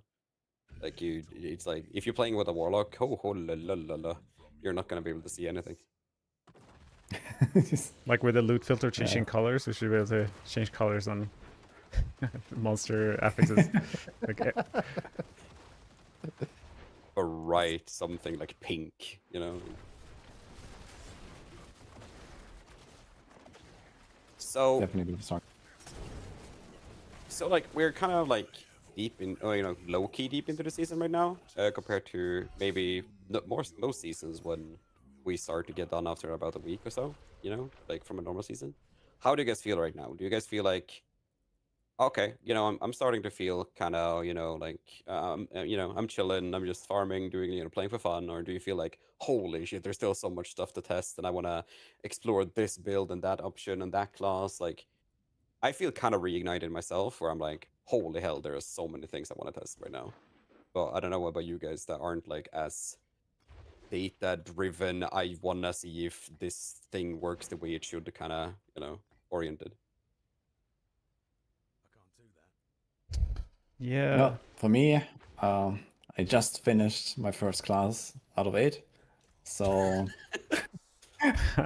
and that is, I didn't even play every build, right? So, but I did like, I don't know, 10 different things, and some of them were kind of memes, as expected, I guess. And, you know, I did like, I think 5 or 6 max roll guides now for some of the builds I played. So I'm very happy with the result on Warlock. And now it's Rogue time. I'm gonna be spending a lot of time here. Maybe more even than the Warlock, and then the others I will do a little bit, I guess. So something like that. But there's obviously, you know, you will not play even like all builds of one class in the season necessarily, right? And even if you don't do that now, you will have more stuff next season, right? And maybe they're gonna do an update and some other stuff becomes viable, and now you want to do that. So even just sticking to a single class, you have so many options now, and you know, so many things to try. It's kind of cool, I think. So Yeah. you can't just main one class and just never play anything else, and you can play a different build every single season for the next 5 years probably, right? So that's kind of crazy to think about. Like you must have a pretty high bar for your like stash space. Like for me, I have like 8 mules filled with charms and items that are like potentially for any like other builds that I will use and like craft to get like weapon gem strength in my transfig. Like that with the cube comes also so much potential for any gear piece. So for me, like I'm not one to like always complain about stash space. Like I feel like it's fine. I'll like deal with whatever we're given. But that to me is like I don't know how you do it playing every class. Yeah, I mean, right now I just did full Warlock, right? And now that I'm slowly done with it, I will just eventually go to my mules and just delete all the shit. And Yeah. you know, that's it basically, right? And it's gonna keep like, you know, my main thing, and like, you know, maybe a few of the rolled items around that I already have, and then it's kind of chill, right? So by now I kind of know what I need and what is still left to be explored and all that. So I don't keep like 3 different roles of all of the different set charms with all of the different skills on them, you know. So at this point I don't need that anymore, right? At some point I will just delete everything that I'm not using, and that's it. So Yeah. Nice. I think you asked yeah, you just kind of about have to say goodbye to your gear at some point. Yeah. If you want to play more classes and stuff, it's just how it is, right? You just kind of keep the stuff that you know is what you're gonna play if you want to keep staying on the class, and the rest, yeah. And at some point I'm just done with the Warlock, right, for this season. So yeah, I like Woody mentioned earlier about how, like the progression of like it used to be very realistic to hit the like push variant that we have on max roll. Like you could get like your 2 to 3 GA gear, and it was like as close to the planners you could possibly get in game, or sometimes even better. Like you would have 4. Like I would see some of the top clears like 4 GA mythics. It was ridiculous, like perfect gear that people were able to have, but it feels almost impossible. And I'm curious to see when like with the leaderboard reset, like how the gear will differ, or like how good gear people will have. Like there's way more opportunities for variety in people's gear, I think. So that's kind of cool. So I'm excited to just min-max my character. Because I trade. Getting dash rogue to, because you traded. Getting dash rogue to 120 will be a kind of fun side project for a while still. I honestly think it's gonna be possible as well. I just need to actually get pieces and not play with like my random, this is kind of okay, I guess, pieces. But I do feel like just the fact that we can play whatever we think is fun is gonna be effective for most content in the game. And then you can take it like, you know, within like 10 pit levels of like top builds. Like, I don't know, I'm vibing. I think I'm gonna be stuck in this season for like the longest time this time around. Yeah, I kind of agree. Like, I think it's rare that I've been like I will start up a stream or I've been able to start up stream and go, huh, which bow rogue do I want to play today? Right? It's like I just kind of just pick my choices instead of just kind of just playing maybe one, maybe min maxing two. Is like I'll switch between the builds quite often. And like my chat would be like, "Oh, so you like this one better than the other one?" I'm like, no, not really. Just I have the same issue, enjoy them yeah. all. And like towards the end of the stream, it would be a whole different like range thing. And it's like, "Oh, so this one's your favorite?" I'm like, no, not exactly. But I mean, I understand where the comments are coming from, right? But it's like, yeah, I feel like I can play so many different ones and have fun and do the content that I want to do. So it's like I can switch them up, and it's fun to do that. So I'll probably be playing the season for quite a bit too. I think that's actually been kind of funny, like streaming this as much as I've been able to this time around, where I'm testing something out, because normally I do some testing, like quite a bit of testing off stream, and then a few times I did stream, I just showed whatever I cooked, right? But now while I'm cooking on stream, I'm like, I'm testing this setup. I'm like, oh, why haven't you updated the Maxwell guide with this new, really new setup you're running with, like right this second? I'm like, because I don't know if this is the thing that is gonna be good for you guys. Like, I'm still testing and like communicating about it. It's kind of, it's a little bit new for me as well. Like, there's so many iterations and variations of builds that we're just testing that, I don't know, the first iteration that we do could be good, and then you find something that is 10% better, and then you find some bugged interaction that takes something to the moon, and you test something else that is just straight up trolling. Like the process of getting these builds to min-max is like, it's actually interesting this time around.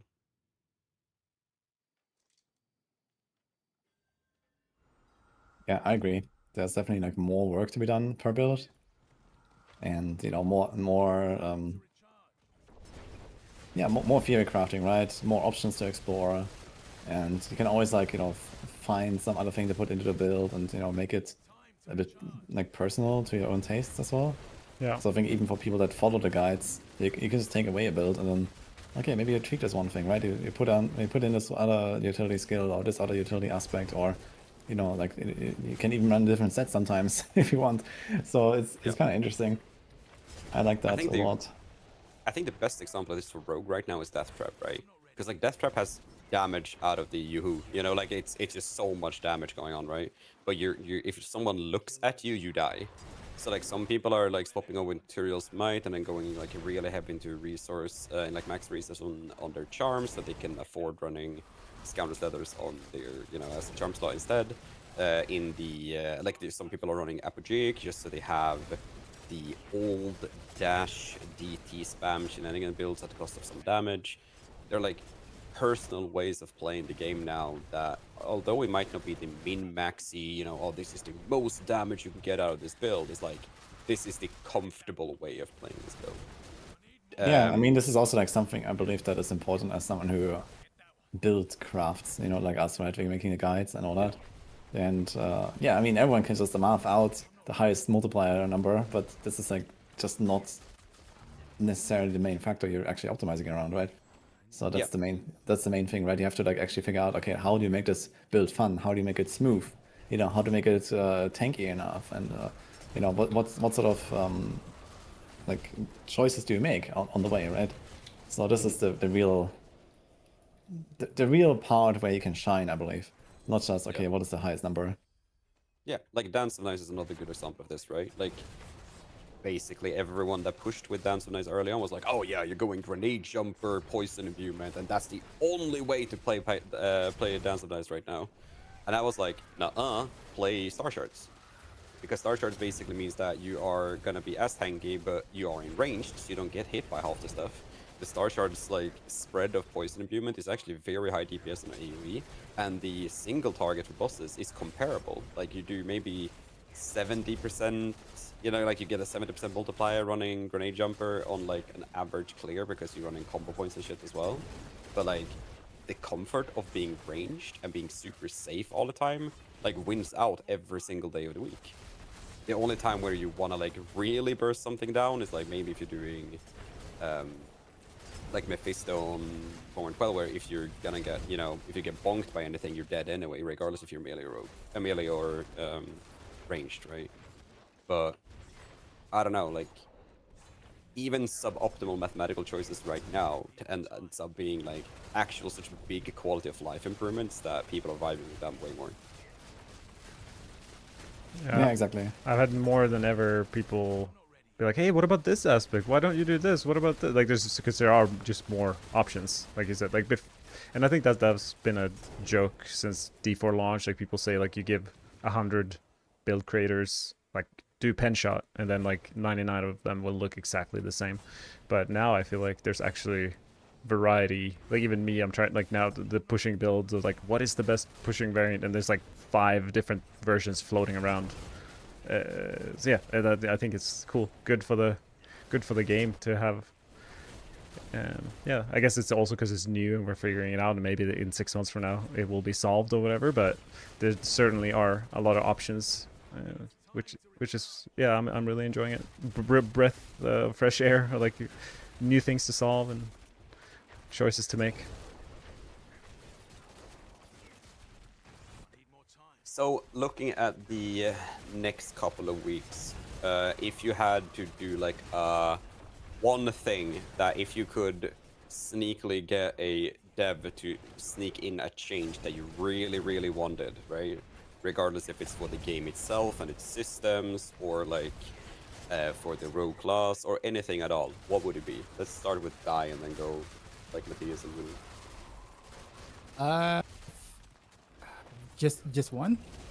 Just one. You had to just one. Okay, one. All right. So, the idea that we have to hover over the enemy to be able to get the 5-piece bonus for the Nero's Eye set, the Nilford set.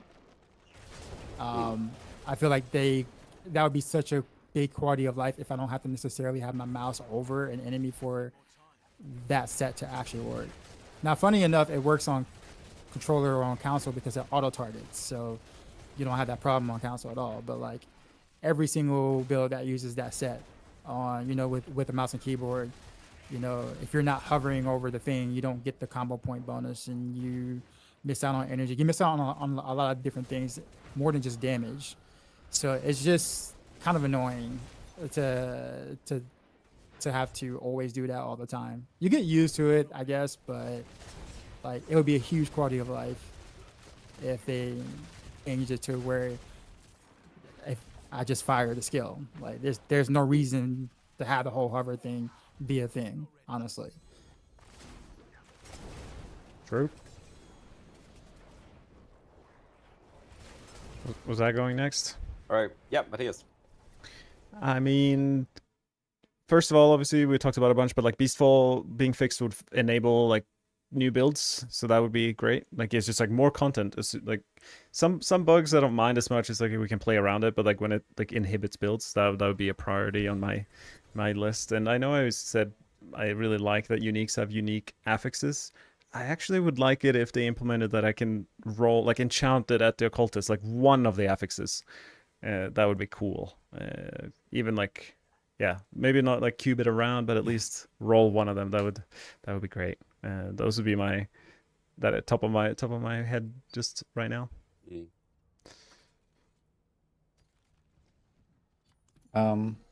Yeah, for me, I mean, I don't really have too much to say about like what I want to see a change on Rogue because I'm just exploring. So I'm gonna just mention a general game change, which is I would like to see vacuum loot for all the kinds of materials that we pick up all the time, like the prisms, the boss trophies. Like I want to click one and just collect all of them, kind of like in D3. I like that, and I feel this would improve the flow and the quality of life quite a lot. True. I have 2 like really quick ones, but like super quick shot ones. Like war plans being account bound and not character locked is one of the. I don't know why it's this way. Like just give us the skill points for all of our characters, I guess, right? But more armory tabs as well. Like 5 armory tabs right now with this game being this explorative, and like there are so many builds you want to explore. Having 5 only is painful. So, Ava, I just got a DoorDash ad on your screen. I'm just like- Oh no. as soon as you know. started talking, I was like, They know, man. New sponsor soon. Heck yeah. Thinking about DoorDash? Go play Ava DoorDash.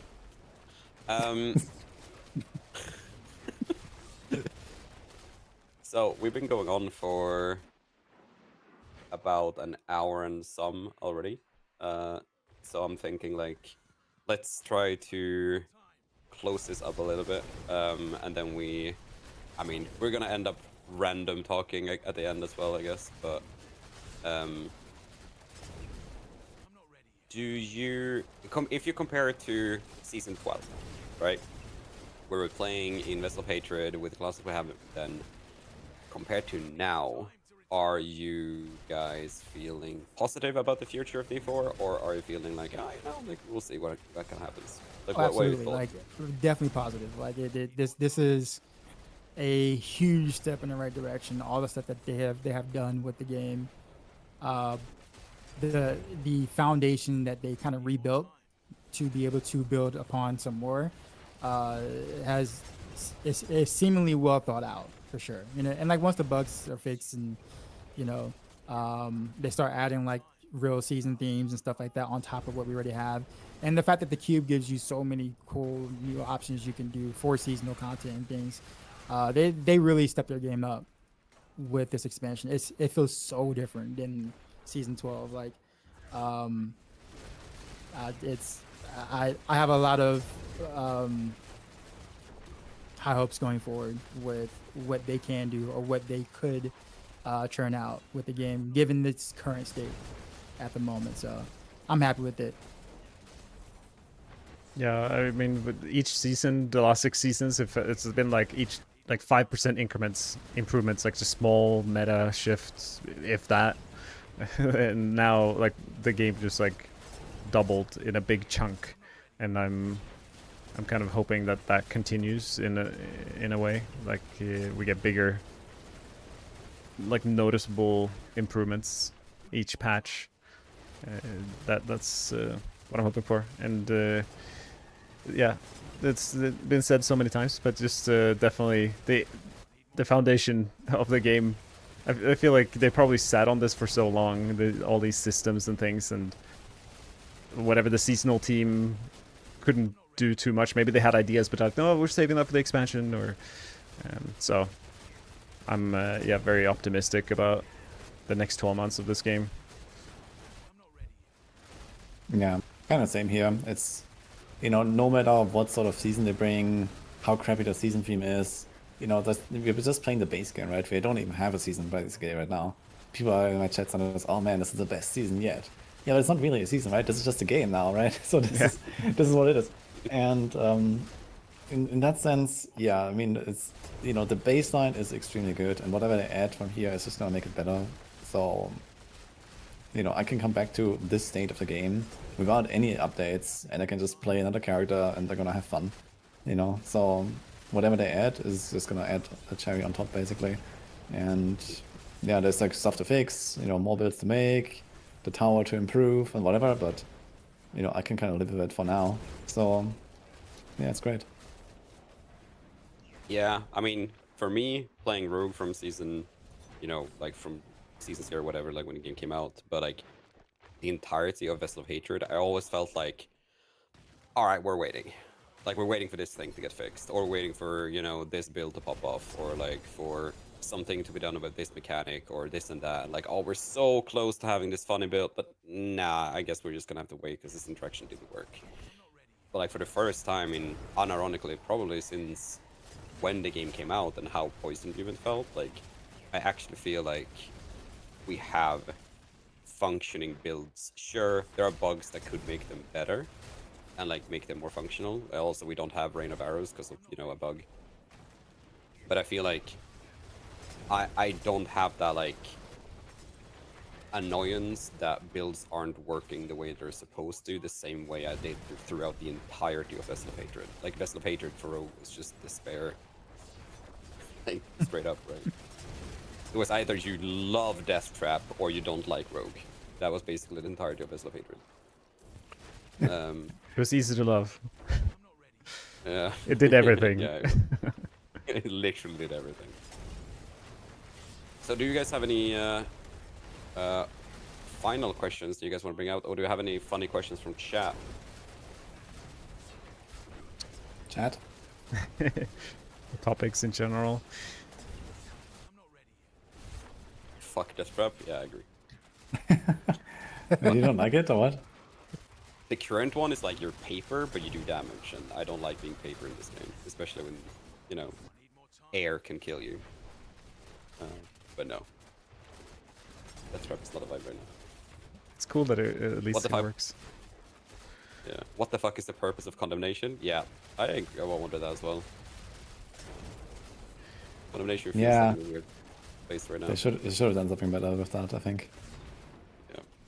That would be my because I said I was optimistic about the future, but the greatest thing, if I could flick a magic wand and just like get what I want, is just like them to be more proactive in general with the game. And maybe it's because they're such a big company and it's hard to just like take quick turns, but just like please dare to shift the meta up more frequently. And if things aren't being used, like even right now, like we're not really, I haven't seen anyone use caltrops or whatever. Just like, okay, do something to it, like the unique or whatever it might be, but just like twist things to make that actually make a difference, versus like 1% increments here and there that don't actually impact the meta. And then we're running Orphan Maker for 7 seasons, and like so basically, if the devs are listening, just like dare to do things and be brave with changes, and like I think people, the community will appreciate it.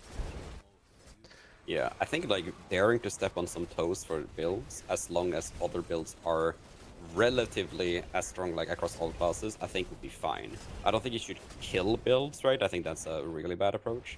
But like, okay, we're taking this build from S tier to B tier, but we're making this other build like to S tier now. Like that sort of like switch in a seasonal meta is, or a seasonal game, it's kind of needed, honestly, so we don't get like super stale for as long as we had in like we had in Vessel of Hatred. Yeah. The dreaded tier list. We could talk about I just like just anything that just feels good and can do all content. I feel like I know it's just the way things are, and there's always a huge focus on tier list no matter what game you play or what you do. But man, like I just like, I don't know, like whatever functions in the game that allows you to do the content that is available there, that's important to progressing your character, is what I find good enough. Whether that is in A tier, whether that's in B tier, or whatever damage number puts it in a certain tier. I don't know. We had a pretty interesting question as well in chat. Or were you done with? Yeah, I'm yeah. I mean, I'm pretty much done. But I think most of the rogue stuff, you know, with the interclass balance and stuff like that, the fact that we can have like, I don't know, 9, 10, 11 different builds that can do T12 pretty comfortably. I mean, that's a statement within itself, and I hope we continue that interclass balance within the class going forward. I think honestly, just bug fixes will open up a lot of different things going forward, and I think once the bug fixes are there, we can truly see what we can develop, and then from there we can go, oh well, this might need some help, or that might need some help, or we need to, you know, adjust numbers here or there. But it's kind of hard to do any of that when, you know, about 40% of our kit doesn't really work yet. So we had a pretty interesting question from chat as well. Is like, do you think the skill tree should be more complex than what it is right now? Because like my opinion of this, right, is that right now it feels a lot like you pick your main skill, you pick your main imbuement, you grab Dark Shroud for the most part, probably like Shadow Clone or like an ultimate, and then like mobility or concealment, and then you're done. There isn't like that many interesting combinations, like you know, more than before, but still, like, skills largely feels like we put 15 points into something and then go next kind of thing. Yeah, okay, but You isn't guys- it just like the problem that Matthias mentioned? Like, okay, so, you know, we don't have the viability of certain skills like caltrops, for example. So maybe they just need to make those more viable, and then you have suddenly no choice. But if you suddenly make like 2 or 3 other utility options more viable, then your total range of, okay, these are the 7 typical utility slots, you choose 4 of them, you know, suddenly you have, you know, 9 or 10 different, and you choose 4 of them. So suddenly you have a lot more like back and forth and making decisions, right, with just a few more viable options. So I think that alone can already kind of solve the whole thing. What would you guys want to see when it comes to these options, though? Because obviously, just damage amplification, just like the problem with Paragon, is not exactly fun. But what could be interesting concepts that we could add to the skill tree right now that would actually empower our builds in that sense?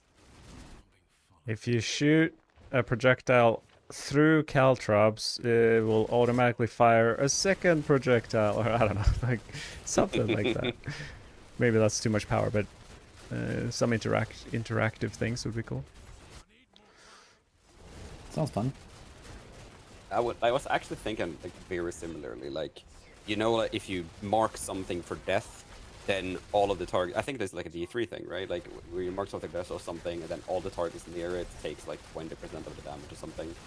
It doesn't have to be damage oriented, but like something that plays off of the damage type you're doing. Because I feel right now we don't have any skills that speaks to I'm doing a damage over times, you know, build or something. Like it just feels like kind of generic utility options that we have right now, mostly so they can work with more builds. But it feels like almost a little bit too generic. Well, the thing that you kind of run into when you do stuff like that is that we kind of go back to, you know, one of those skills being a necessity, almost kind of like old smoke grenades or the old cow traps. Is just same thing but with extra steps. Now granted, these extra steps are like way cooler, don't get me wrong, but they're still extra steps in general, and then you get that pushback from individuals who don't want to press 4 or 5 different buttons, you know, on their builds for it to be able to function. So like that, I think that is a tough thing to try to balance too as well, where it's like you want more interaction and you want more things to be able to empower your builds, but you know, how do you do that without, you know, the community feeling like, oh, that's just too many buttons on Rogue, I'd rather just play X class with 1 button or 2 buttons maybe, right? So yeah, I agree. I think it's a tough balance, right? A good example of a thing done well is the 3rd variant of the cold imbuement on Rogue skill tree. It's like you click it and you have an aura that is cold, like kind of like Penitent Greaves built into the skill. I think that is a cool way to be like, okay, I want caltrops on my bar. If I have this 3rd variant, then it will drop caltrops around me all the time by default, or like some things like that. That's just like quality of life. That could be like utility ways to put things on the bar. And that doesn't necessarily just boost damage. Yeah, like I mean, something like Death Trap is now an aura that periodically pulls enemies in and makes them vulnerable or something. Exactly. Like that, like something like that would be kind of cool. But that would also be like, well, now this is too strong, you know, so like it's gonna be never build. But I feel like these sort of utility options would be kind of cool to have. But like you standing caltrops and you generate a combo point automatically once a second, or like whatever the number would be to make it balanced, or small little weird things like that. Yeah. So I will give you an example of like what I mean by kind of like what I was saying before, or it's something along the lines of what you guys were saying, but I did like a verbal poll on my stream, and this was about Heartseeker. People were confused because they're like, are you playing Barrage? I'm like, actually, no, I'm playing Heartseeker. And it's like, well, why is Barrage on your bar? And I was like, well, I'm using Barrage to mark all the targets for Paingorger. Like, it's like the more efficient way to do it other than kind of waiting for wolves to do it, right? And so it's like a way to kind of like add just a little bit more efficiency to the build for myself or whatnot. And so I asked the stream, I'm like, how would you guys feel if I was to, you know, put this in the guide where, you know, you use Barrage to proc the Penguin's mark because you can mark everything in one hit and then just pew pew Heartseeker. Reverse I think about half of them. Yeah, right. And like I think about half of them did not like the idea of doing it, even if it was more efficient. The idea of having to keep up with another, way to mark, or even the more efficient way to mark, was not their idea of fun for Heartseeker. It's like, okay, well, I'll play Heartseeker for the the chill factor, not the the sweat hearts, right? So I'm like, okay, understood. So like I didn't do that because of the feedback I got with that. But there's so stuff like that where that does exist in the game right now could potentially push players off of something that they've already kind of found cool beforehand, before making it a little more complicated than it needed to be. So I just want to throw that out there because like I had a a run in with that very thing, right? And I think it was pretty cool use of multi-shot to spread the mark quick, but not everybody shared I like the idea as well, my but opinion. it's also Yeah. I can understand that a lot of people just want to like right click and everything dies, kind of like one button builds. And as long as we have the option to do both ways, and okay, maybe the more complicated one or the more active one is maybe the better version, like if you look at pure efficiency. But if you can also make a viable choice where you can just like automate things, and it's like, it's like it can be designed in that way, right? Like the automated one is just like 10 or 20% worse, and that's okay, right?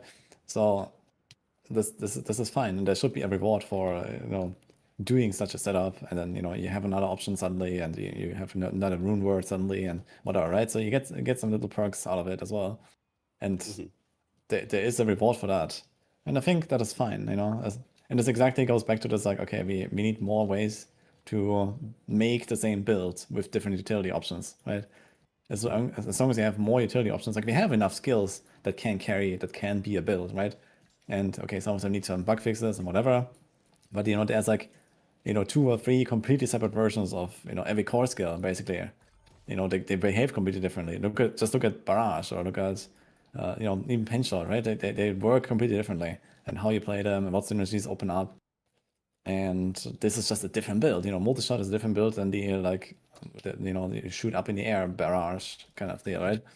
So we have enough skills of those. We just need more ways to customize a build with different utility, with fixing the holes of a build, allowing you to automate things, and you only have so many slots to put different utility options, right?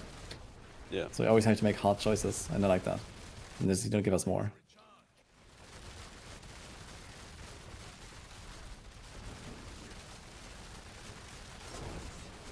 I don't think I have any more random questions. I've tried to look at in chat.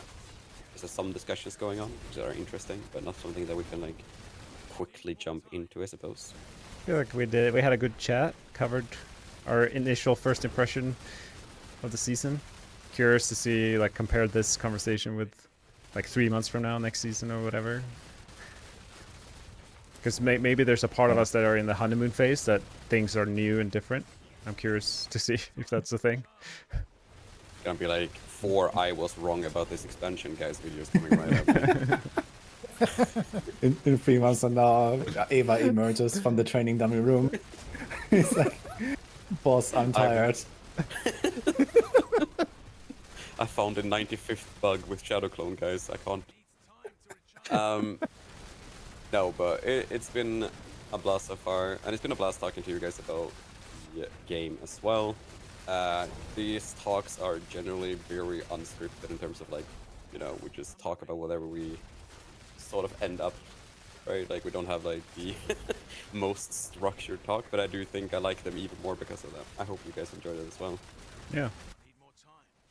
It's a surprise what we end up talking about. You never know. Tends to be Rogue. That was very fun. I liked it. Yeah, thanks for joining, Woody. Glad you're back on Rogue. Thanks for having me. I have to fix your build somehow, huh? Oh, come on. Monk. I can't wait to see Woody play fucking DoorDash and be like, wait, this is actually fun. Oh no. You should not get your hopes up, Ava. What do you mean? It's a fun build. You just can't do whatever like is much higher than your gear cap, and you're fine. You also get dizzy from the screen going back That and is forth. true. Do not play Alchemical Advantage with that build. You are gonna get motion sickness like hell. Like that is horrid. You want to have like almost no attack speed, otherwise, whew, you're gonna get motion sickness. Thanks for the warning. Yeah, I appreciate you guys joining, and all the chats joining us as well. It was fun. Yeah. See you later, I guess. How often do you have these chats, by the way? It's just like Once a season. Before we had it once in PTR, like most of the time, and then once after PTR, like a week into the season something. But then we haven't done this for a long time. I think did we skip season 12? Yeah, we skipped it so because short? nothing was changing. Yeah. But yeah, we'll probably do it again next season. Playing the same builds. Yeah. PTR and then next season something.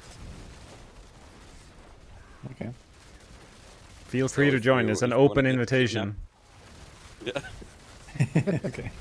Yeah. It's been a while since we've done this. I almost thought that maybe, we were getting let go or something by Ava. Like, oh man, he doesn't like us anymore. It's a sign.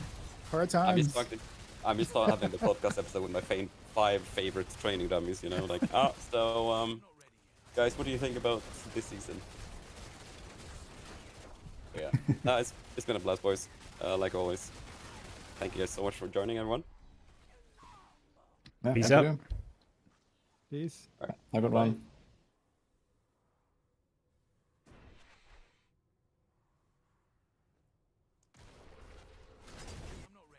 Alright, I'm free. I left the Discord. I can actually interact with the ones of you who are hanging out. I don't even know what I've been doing gameplay wise. Right now I'm in a tier 20. The boss is pretty tricky to kill here. I had like elites next to him, which did not help. And I just realized I'm running like the bulwark rune here, so I get a barrier, which maybe is nice for pushing.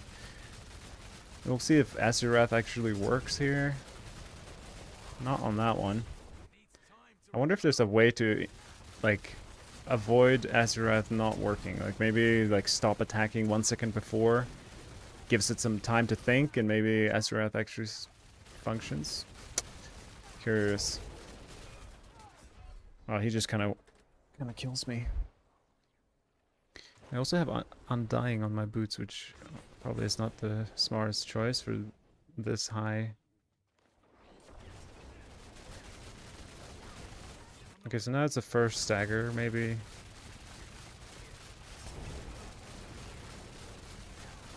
Did not work.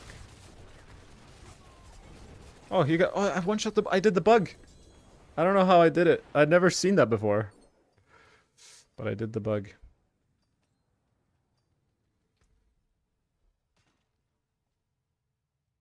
Starting out is crazy slow. Can't seem to get in my... Yeah, I mean, I didn't get a legendary until I was like Paragon 50. Like I had rares far into my Paragon journey.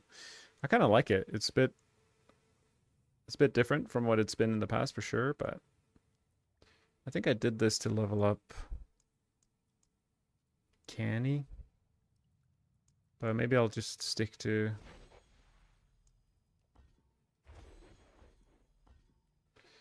these ones.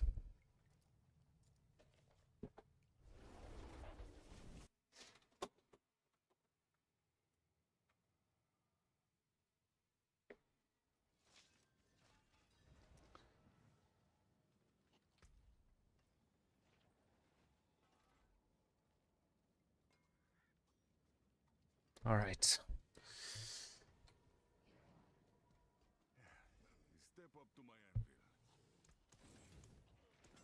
Maybe I should see if the call ended. Okay, cool. I was wondering if Ava is still... Me and Ava are still co-streaming, I think. Oh, maybe we all are. That's okay. So for those of you who weren't here before, we crafted ourselves a new eagle horn. It's really sick, I'd say. I'm very happy with it. It's kind of got everything we want besides dexterity. So our dexterity is a bit lower than it could be.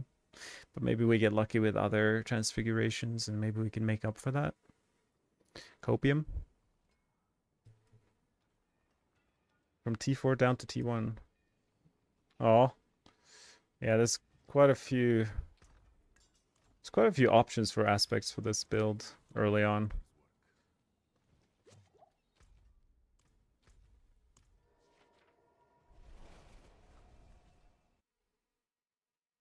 No wonder those are woody chatters. Yeah, we had the 3,000 woody chatters in the sharing the same chat. The item quality is bugged with weapon damage in a good way or a bad way, or like, does it help me or or not? Is the question. If you play this build, I don't know if I made it very clear in my, I don't think I did in my video, but it says in the guide, but like make sure you dash to, you always want to make sure you have maximum ferocity stacks. It's like most of the damage comes from that. I think a lot of people go into a dungeon and don't deal damage at the start because they're sitting at 0. So I always tend to do a quick triple dash at the start of a pit or something. Wait, someone is dead here. Revive a Fae. I don't think I'm gonna do that.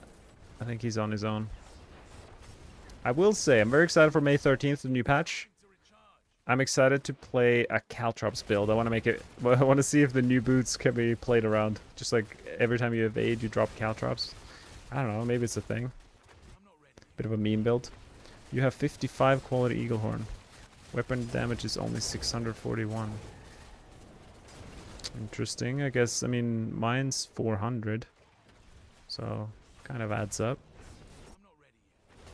Hey, sir, would you please mind answering my question about Mythic Seal?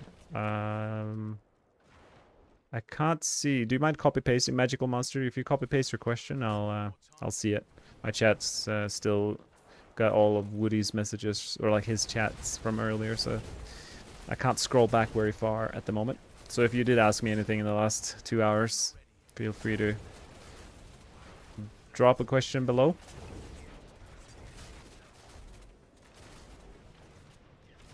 So Mythic Seals, they're a better 5+2 set I could wear. Yeah, I know, it sucks, right? Like I have, you see me, I'm running a Mythic Seal here.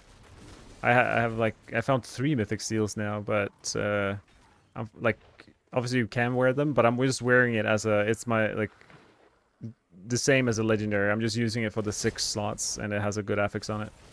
And then one benefit is that I can swap in any other charm that just has the affixes that I want. So like marksman skills is good for this build, and I didn't have a sightless set charm with marksman skill rank, so I just put in another one.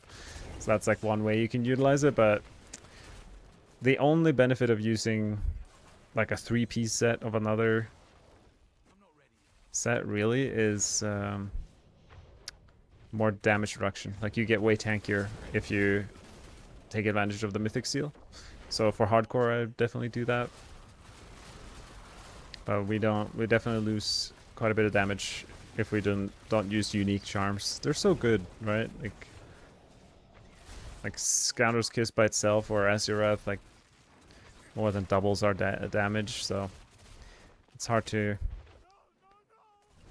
compete with that. But there was a variant. I forgot what it was. There's something holding back a variant where we would run narrow eye, like this narrow eye set, 4-piece, and then 3-piece sightless. Because the 3-piece sightless actually has some utility to it. No, I feel like none of the other sets really do have like good utility.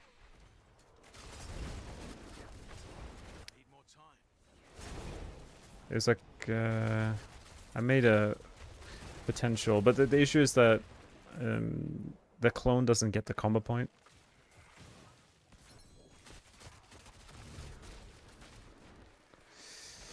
Yeah, the clone doesn't get the imbued, I think. Ooh, what is a random mythic? I get people on my videos saying like as I said, like mythics are raining from the skies, and I stand by those words. I've never in any season gotten this many mythics as this time around. Definitely more mythics than ever. But I know like first 20 hours of playing, it's a bit harder to find them.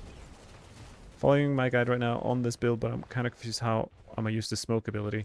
So smoke grenade, just kind of click it whenever you feel like it. basically go like look at my Shadow Clone cooldown. It's like 15, 14. So if I click Smoke Grenade, boom, 5 seconds gone right there.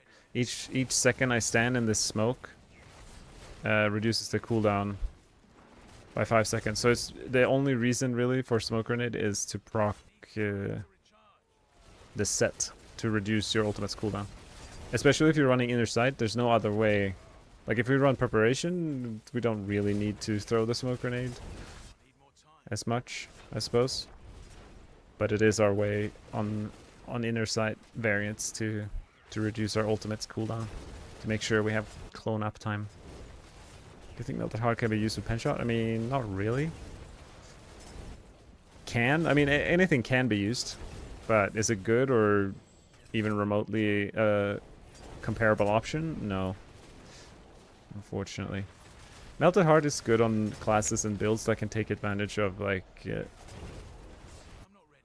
they get more damage the more max resource they have. We used to have adaptability aspect for like Heartseeker and things where we wanted to stack as much energy as possible because the more energy, the more damage we dealt. So that used to be a thing. But for the rogue class right now, I don't think we have a single thing that really I mean, I guess Beastfall boots for ultimate builds. Like there might be a world where we play Melted Heart Selig on like Rain of Arrows or Death Trap, I guess. Probably Rain of Arrows more likely. I doubt it, but that might be like a use case where it's warranted. So we'll see what happens. Right now, Rain of Arrows can't really properly be played. Like I've played it a bit with a scuffed variant, but might as well just wait for the bugs to be fixed on Beastfall boots so that we can play a really fun Rain of Arrows build. I am expecting Rain of Arrows to be like it could very well be the strongest build we have if Beastfall gets fixed. I'm trying to build, but I don't have the purple helmet you have. Is there a good way to get those, or what should I use instead? So if you go, any max roll guide has variants at the top. There's a starter, mid game, and end game. So if you just got to level 70, you go starter. If you have the uniques, like for example, you have these like Scoundrel's Kiss and the Eagle Horn, then you go mid game. And when you have the pink mythic items, then you go end game. So it's kind of like the progression. So in the mid-game variant, you'll see alternatives to Arrow Perdition. How do I pick up this legendary seal? I want it. I feel like my seal inventory is the hardest to maintain. It's kind of full every 10 minutes or so. Is it worth wearing Seal of Diamond Mine for TB with Spellbound and Sightless? I think so. Like TB, like the dot builds have less benefit, if I remember correctly. From it's kind of cool. Life on hit, GA. I'm gonna keep it. Hey, thank you for the sub, Joseph.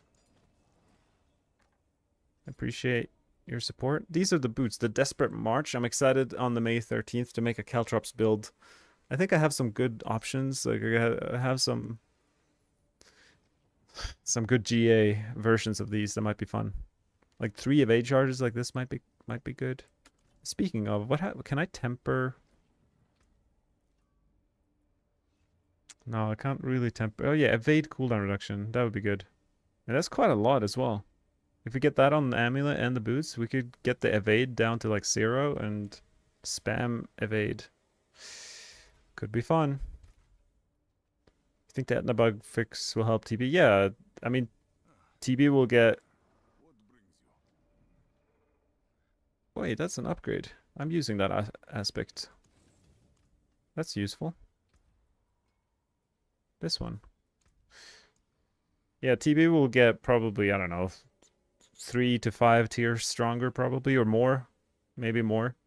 Around 5 tiers stronger after the patch. I'm expecting TB to be able to do like tier 125 or something like that. It's hard to say without having perfect gear and everything. So I go from 59 to 60, though that's not the biggest improvement, but there's a satisfaction in having a perfect aspect. I'm still missing 1% of imitated. That's my only issue there. Maybe we'll put on biting cold here.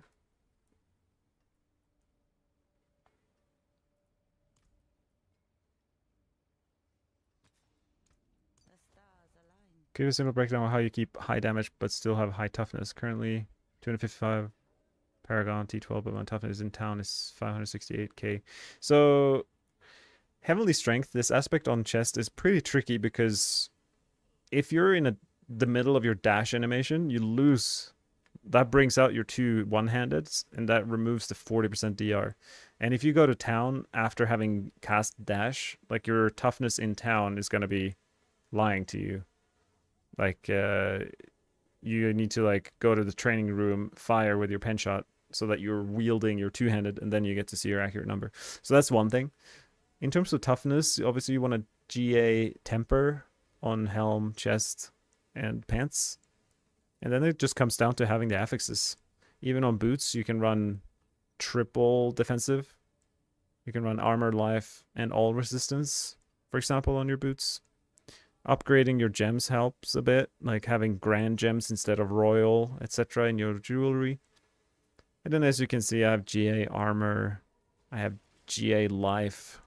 All these kind of chunks improve. And then a big part of health or like defensiveness is sacrificing some offense for toughness.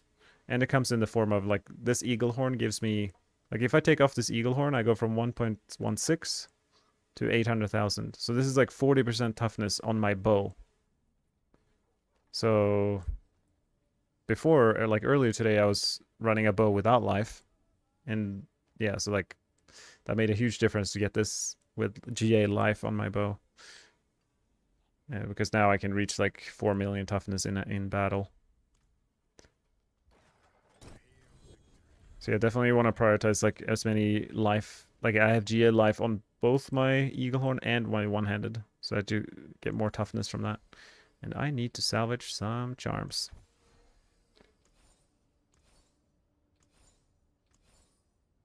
No 6. So something I didn't realize the first week I was playing is that these charms can be ancestral or not. So these are not ancestral. You see like underneath Beru of Spellbound Steel it says set charm. And set charm here it says ancestral set charm. So it's like ancestral set charms can roll higher on the affixes. So like all stats goes up to 100 instead of like 60. So that's like the thing I've been looking out for now is like making sure I keep ancestral charms of the set that I want to then roll at the cube. That was pretty good. I'll keep that.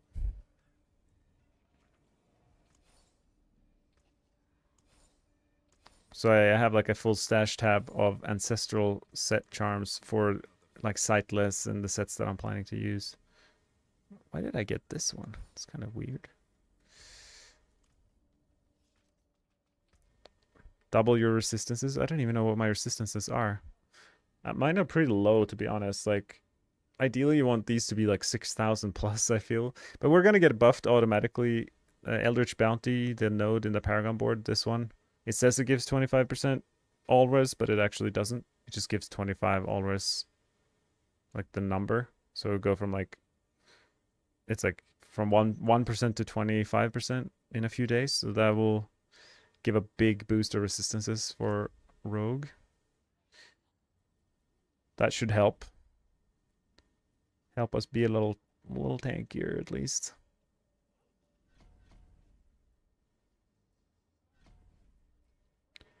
So I haven't mentally decided if I want to commit to the gem farm. Like I have grand gems right now. I have 4 blue grand gems and I would need 100. I would need 100. That's such a ridiculous number. 100 grand gems would become 4 heretic gems, right? So I am 4% there on my gem journey.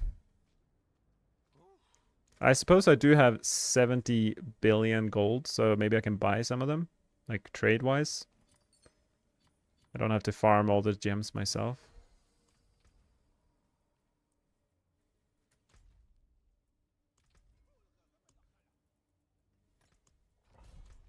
Do I have decent things for hordes? I feel like I kind of want to try... maybe I'll put Rustbitten on for hordes. Max pit level. I mean, right now I could probably do close to 125, something like that. I haven't gone there though.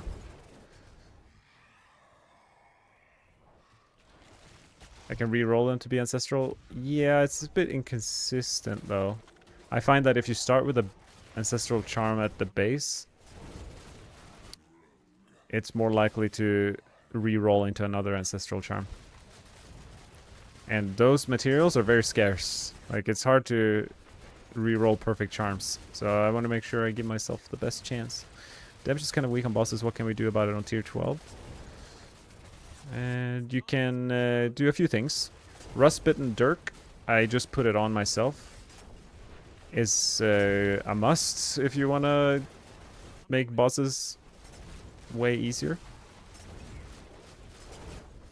And removing things like Azurath, removing frozen memories, removing control, glyph. Like, there's a lot of conditional damage based on, that's relying on freeze. And lair bosses, they're not very likely to get staggered. I mean, eventually they get a little staggered, but I find that damage like that is not very helpful. So here, Rustbitten Dirk as a charm.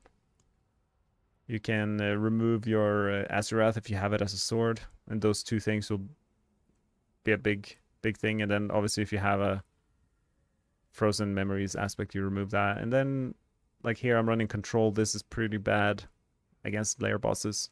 So then I usually put on canny or like versatility or something. Just an easy swap, control and canny. Those are useful things. This came in from Aba's stream. When are you making the Minions Thorns Shadow Clone build? I mean, that sounds unbelievably gross. That is certainly never happening. Hey man, on your guide, you say you changed to Dark Red Overflow Shadow Dancer because of Inner Sight, but you didn't change it on the in-game skill tree. Oh, thank you. Thank you, VirusTech. I mean, I still personally run Overflow just because it's softcore. I personally don't mind dying. And it's only like 10-15% damage reduction from Dark Shroud without Overflow. So like if you look at my skill tree, I have Overflow here. You know, in my skill tree, even though I am also running Inner Sight. It's like, I just like, at this doing it this way, it just gives me infinite, like I'd never have to even consider my energy doing it this way. And then of course the most important thing, on your starless or one of your rings, lucky hit chance to restore energy also solves that.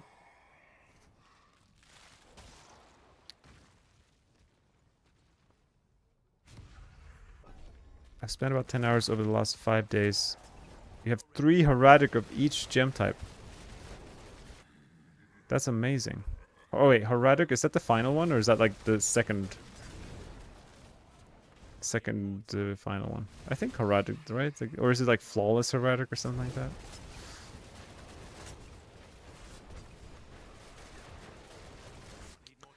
But yeah, I've been thinking about like the heavenly strength aspect on the chest. As good as it is, like right now I'm sitting at 3 million toughness. As good as that is, when I dash, I go down to 2. So there's like a window. If I was playing hardcore, I would not rely on this aspect. I would probably run debilitating toxins or some other like generic, like a permanent damage reduction source. Because I feel like there is a risk, especially with like the Executioner sword that's above your head. If you dash like through it, you have no DR. There's no chance you're gonna survive because of this aspect not being reliant. So that is an argument for running Tyraels, but most of the time it's not an issue, and you get very tanky from the legendary chest. Currently endgame version of your build, right? Yeah, exactly. So this is 95% endgame version, but instead of another aspect, like high velocity, I think is an end-game guide. I'm running Scoundrel's Kiss here. I don't actually think my Scoundrel's Kiss is very good. I should suss out the affixes on that. It has crit, dex, life, and some resource cost reduction. Suppose it's okay. Oh, I just realized I'm not even running my Jarun. I love the Jarun. Not that the build needs more mobility, it's just so fun to be fast.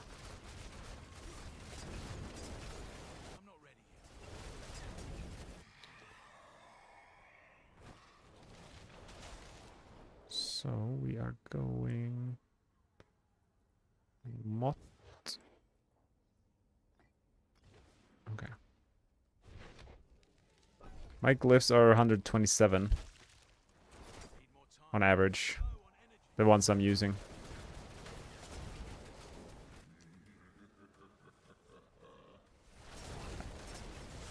It's gonna be a bit sad that I can't compete on the leaderboards this season because my glyphs aren't 150. And like Woody, he did say I can just grind them up, but like, man, that is a lot of hours to just do pit runs to hope to level up the glyphs. Yeah, that's not gonna happen. Like the gems I can trade for, but the glyphs, they're hard to get without exploits.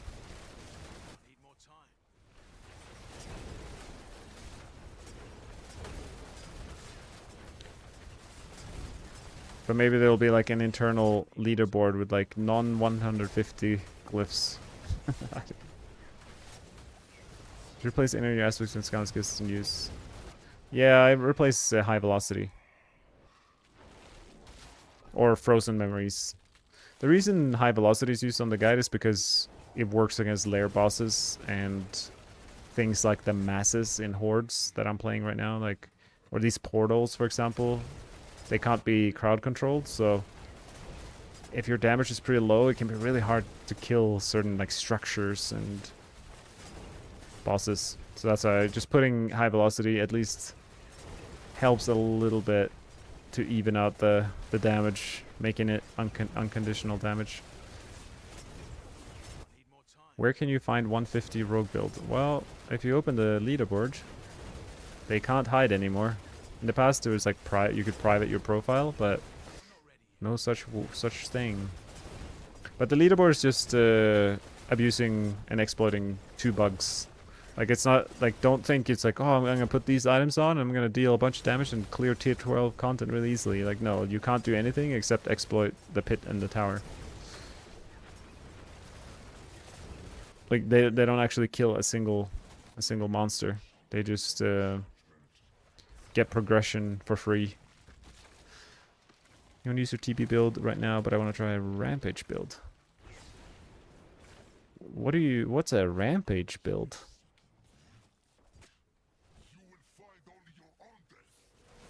Bro, I'll get your glyphs to 150, Tinder app. I mean, it is tempting. It is tempting.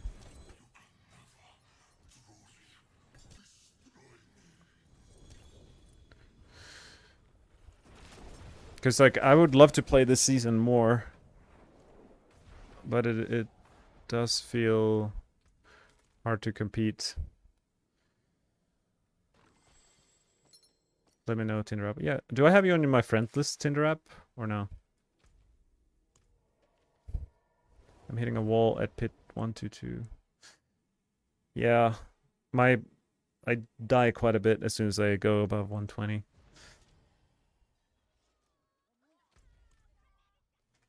Okay, cool.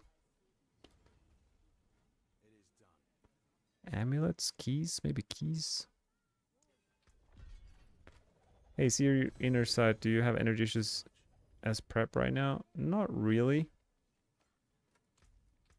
But I don't have a lot of crit chance. Like, let's have a look at my crit chance. We are at 65. With skills, we get up to like 85 to 90. So I'm missing like 10% crit chance because I swapped out to a new bow today. I would need like a roll of crit chance on my scoundrels. to reach 100%. So I get not only like obviously energy from inner sight, but just the extra crit chance is a quick way to cap that. What was I? That's a pretty good one. Wait a minute, this is pretty good too.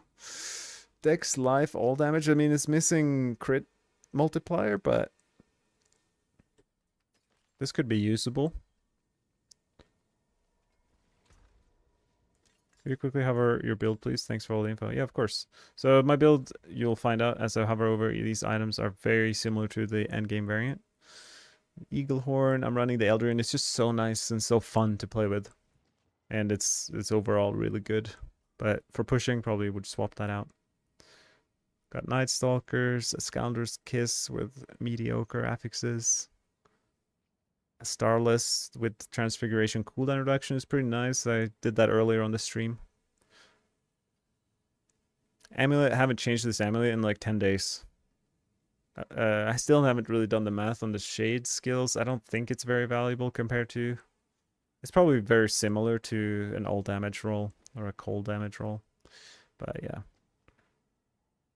These gloves are pretty sweet. I haven't transfigured quite a few pieces on of my gear. Obviously, Air Perdition. I think the Transfiguration is just lucky hit chance here. Neojaw, Searmont. Shroud of Gift. They have like 3 good affixes, but missing life. So could get way tankier if I just get life as well. That would be very fun. My booties. Here I could run Undying or Biting Cold for more damage. It doesn't really matter. But yeah, that's pretty much it. I have a Mythic Seal, but not really taking advantage of it because we run... Like right now I have Rustbitten here. But putting Azurath here is probably the play. And my charms aren't min-maxed. Like they're giving ranks to things. I have two charms give me cutthroat skills, which helps my clone, but not my Penshot. And 3 charms giving marksman skills. So that's pretty much the build right there. The skill tree is the same as the guide, and the Paragon is the same as the guide. My glyphs, as I said, 127 to 131. So not too bad, but probably missing a pit tier, just glyph damage. All right, got some items linked to me here.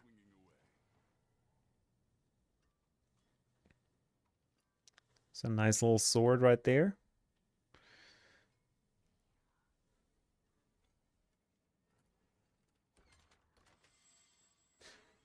Appreciate it, but I'm good. I mentioned it on the podcast, but I have so many mules full of items. It's scary. Haven't even looked through them, but I'm sure there's like 1 GA, 2 GA items that are very usable there. And something I haven't tried, but I want to try it now. You can like mix these tribute keys. Have you guys tried this? You put this in. Okay, I click amalgamation.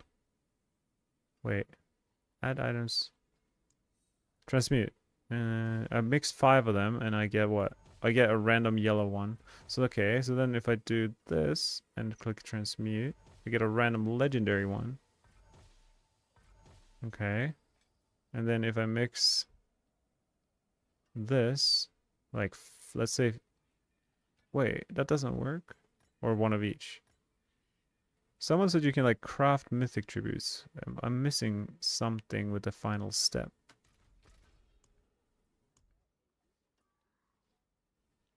Armaments. Okay, so like if I do these ones, right?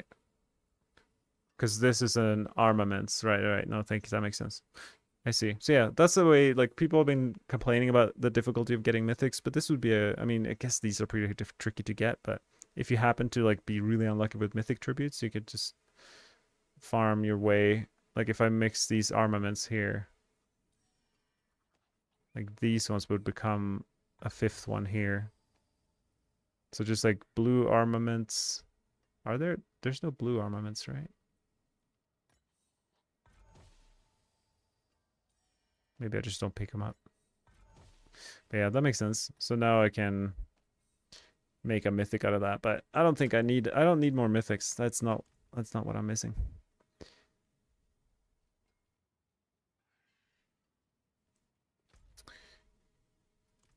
Let's go purge the Undercity. Where are you getting all your Azareth from? Been trying to get it all day. I have so many of them. I don't actually know where. I think just bossing in general. Yeah, I have 6 of them here.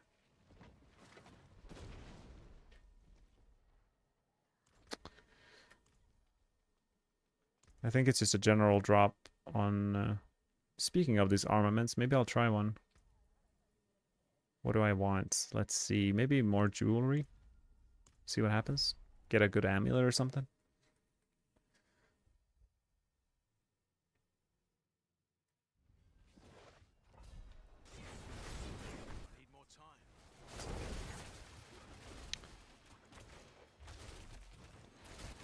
Yeah, I feel like it's nice to run Inner Sight unless you get 100% crit chance without it.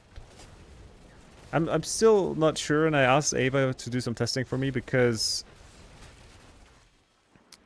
the Shadow Clone that spawns after spending 100 energy, I'm not sure if it's working properly.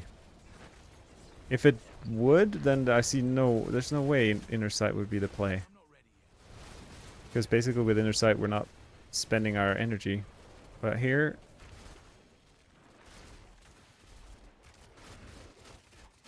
Wait, why is it not going up?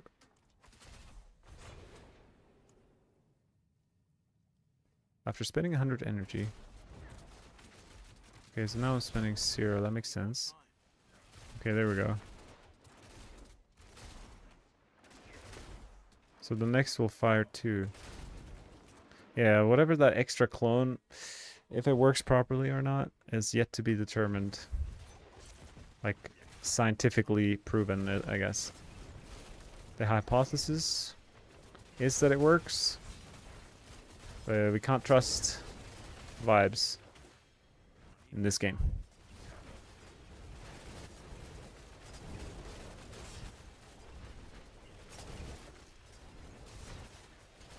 Oh, there's a goblin here. I'm gonna get so much equipment from this one. Remember when we used to farm amulets like this in the days of doing this is long gone. I think it was season 11 with the sanctification. I did like 20 hours of these runs just to find the passives on amulets.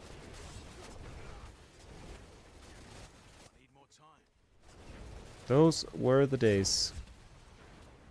There's a line about summon damages in the general section for next week's patch. Yeah, right?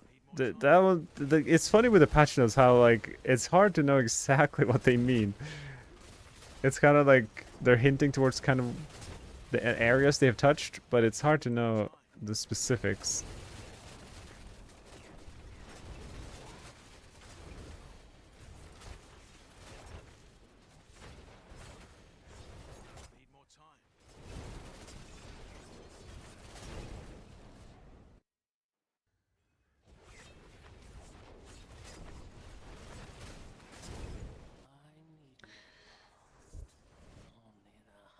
I realized the podcast is over, so I can play some music.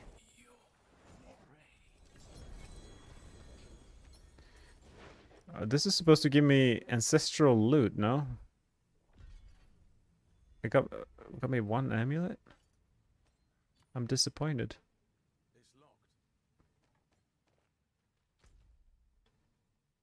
I kind of want to go... I have a couple lair keys. I kind of want to farm some Varshan and see if I can get a lucky Eaglehorn again. 4 passive Emmy with Geon Malice. Yeah, that was pretty hype. The moments when it was so unlikely that there was a bit of loot dopamine in those.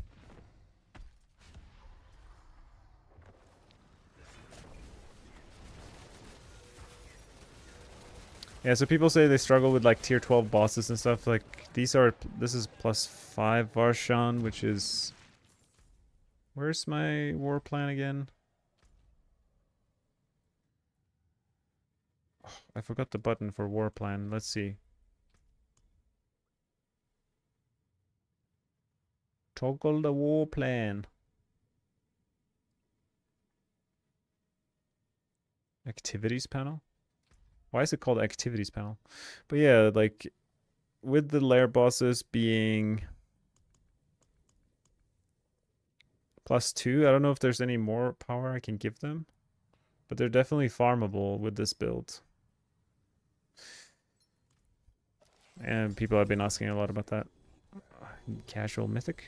This extra chest is so nice too. You don't have to spend very long killing these bosses. You get like 2 chests per kill. Very time efficient.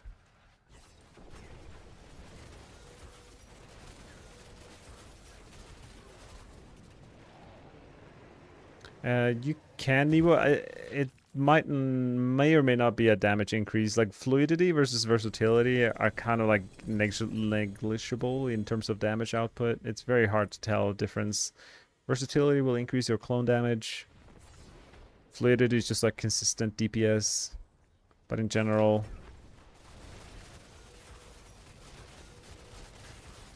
like if this works correctly, like it says, like I spawn a shade that deals 180% damage.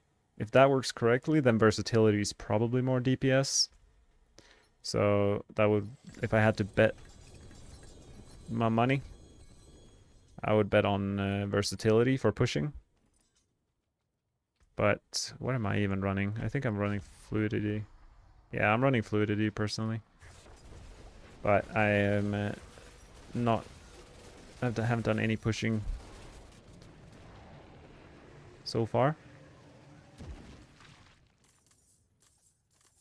You're doing infinite goblin room in the nightmare dungeons? That's awesome. Oh, 3GA bow. 3GA bow. Oh, damn. That resource cost reduction, if that was anything else, we would have been rich. Very rich, but it's still very good. I think this is still very sellable.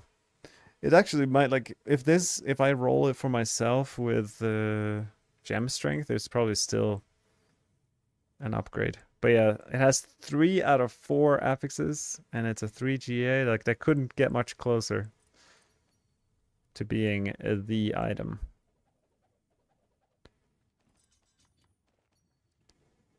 Am I able to do T12 Mephisto? I was trying a little bit during the podcast. I had like probably 5 to 10 attempts, and I died. I'd say I definitely can do it damage-wise, but I just kind of sucked at dodging his mechanics, and I died in the second phase to his like little red balls that came at me. But damage-wise, yeah.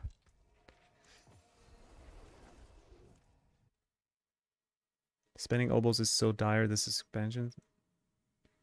Yeah, you don't get a lot. Like, the thing from oboes is like aspects, I feel like, is very useful to get upgraded aspects, but also white bases to craft into uniques. Like, if you craft like rings, pop in the white rings into the cube and you can get Scoundrel's Kiss and stuff. That can sometimes be really nice.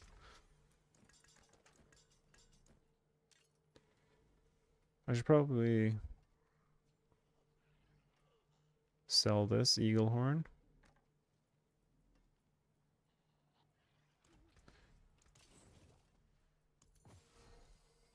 So many charms. It's kind of crazy, actually. From doing bossing,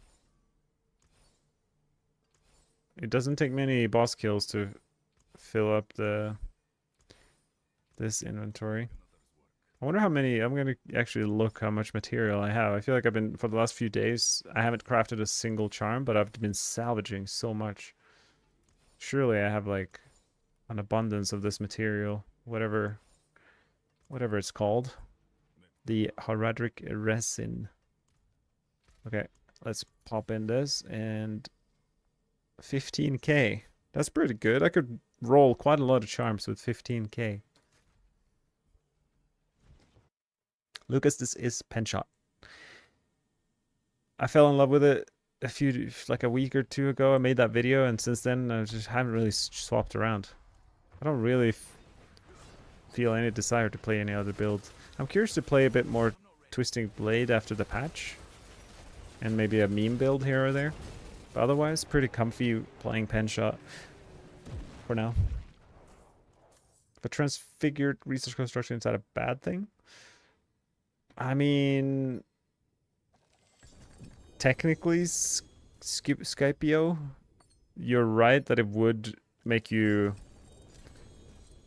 potentially proc this less, but it could be a benefit also. Like, with resource cost reduction, you can put a Crown Illusion on your charm slot, which is 105% damage. Like, you can sustain, you can make a version of the build that can sustain Crown Illusion, and you end up actually dealing a lot more damage if you do that. So, pros and cons. I definitely wouldn't salvage it because it might come in handy.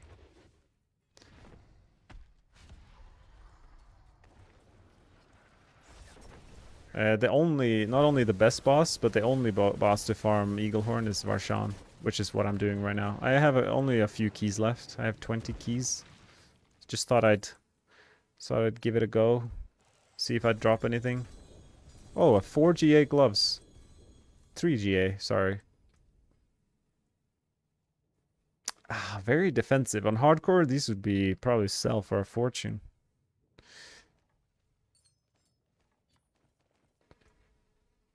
Getting a lot of 900 item power Eaglehorns, so we will roll them at the cube.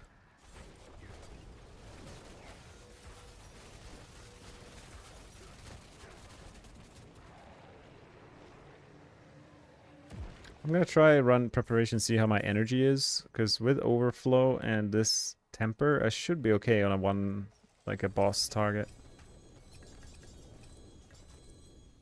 Should be okay. We'll see on this attempt. Have you tried the Blister version? I have a little bit.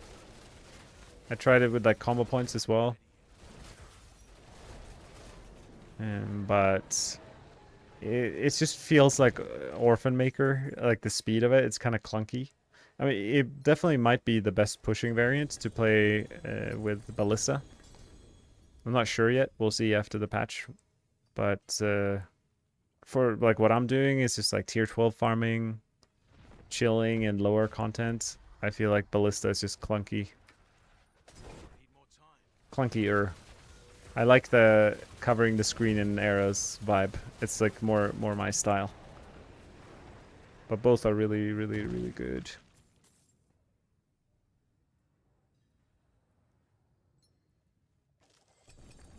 Nothing really... A lot of GA items, but nothing really worthwhile.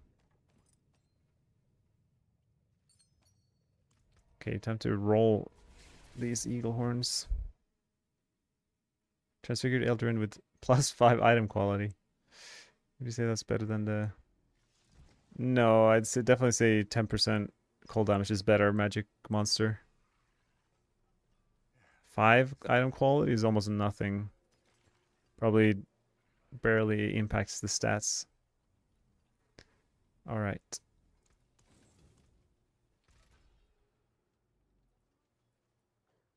Pop in some of these.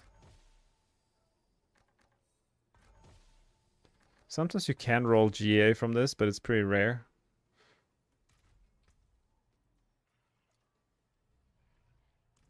Hello, Psycho. How's it going? Have...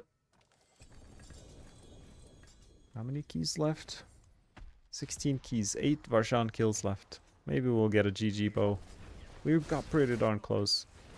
Let's be honest. My energy seems okay.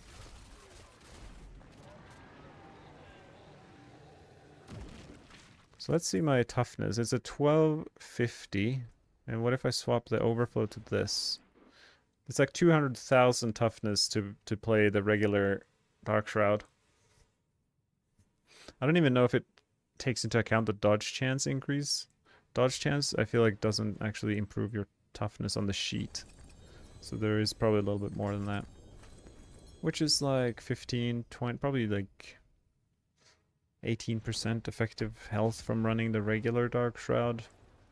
It does hurt to imagine pushing without that.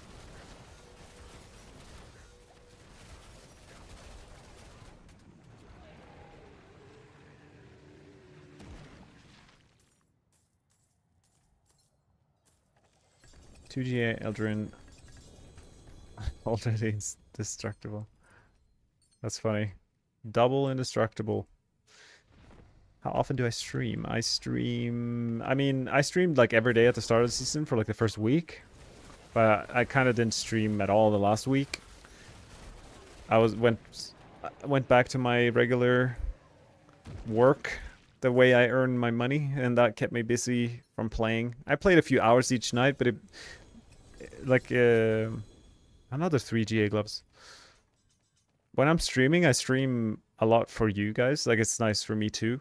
But at the end of the day, if it's like 8 p.m., I finished work, and I just want to hop on to do some tier 12 farming, I haven't been turning my stream on just to relax for my personal benefit. But today, with the podcast and everything, hopping back on the stream has been fun. But yeah, most days when I don't stream is just because I'm working. So usually the first week of every season, I stream quite a bit, but then I don't stream a lot after that. Basically, dedicate the first week of every season to Diablo, and then the rest of my time is a lot of other priorities. So you changed the ring compared to the macro build. Can you show which stats? Yeah, so this is more of like a bossing variant. It's kind of shown in the pushing. The only difference is replacing one legendary aspect with Scoundrel's Kiss here and putting Rustbitten Dirk on the unique charm.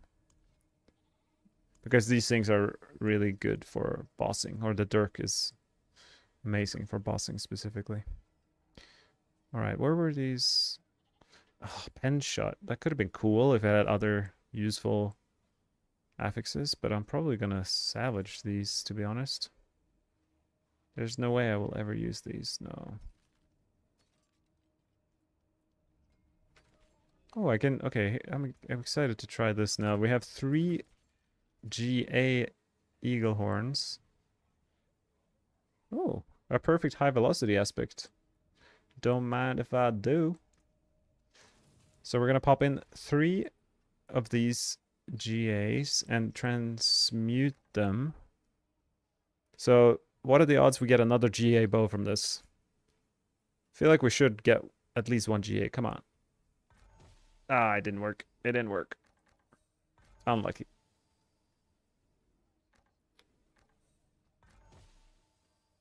At the moment, I'm just like, I ignore eagle horns without GA. Our standards have gone up.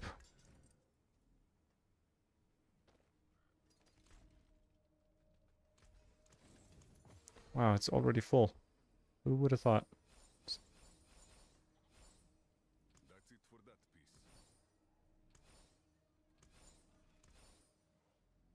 Whoa, wait a minute. What is this?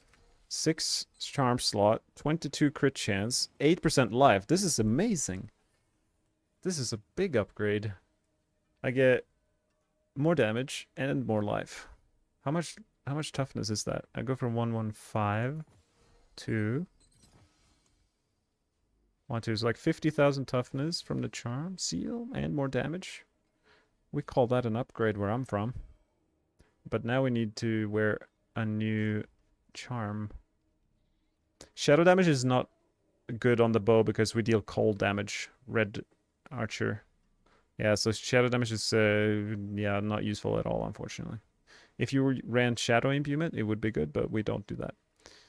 So we need sightless charm now. We need the one with the like the little strip down the middle. Wait, I don't even have one of those. We're gonna have to craft one. Sir, can you show the rune you're currently using? Yeah, so we're running Neo Jaw for the teleportation. Or Searmont in the second one for the Dark Shroud Shadows. Earlier I was running quite a bit of Lack would be good too, like Neo Lack for defense, or this Cat Rune is very nice for a barrier if you want to be tanky.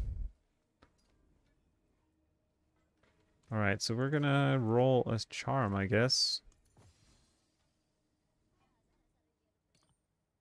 Reroll set Charm.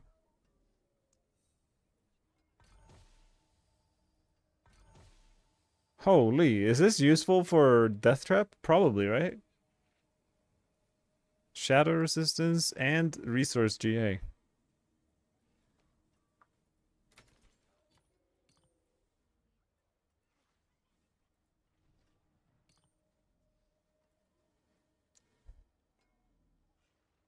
To get GA from 3 to 1, it has to be Ancestral? Yeah, Psycho.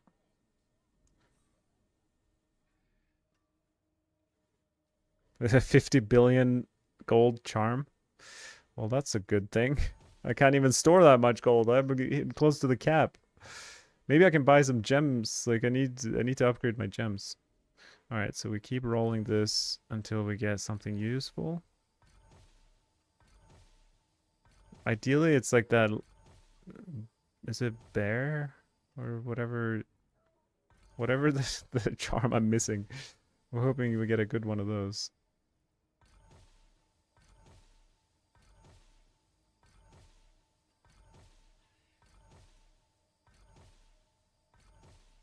Wait. I just realized it does roll off the... I should go... I'm gonna salvage some of these charms and then I'm gonna go to my other character. I have a mule for these. Might actually be... Wait, what the heck is that? 9% chance to spawn stun grenades after casting non-trap skills. What? I've never seen that affix. Spawn stun grenades. I wonder how impactful that would be. Like for like a grenade build. Anyway, I like it. It's cool. Gonna keep that around.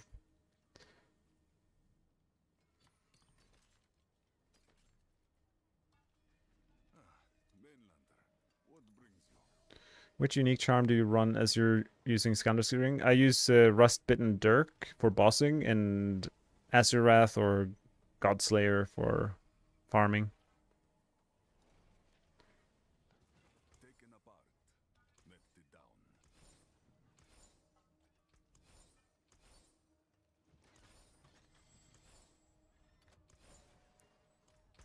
Do I really not have any sightless to roll here?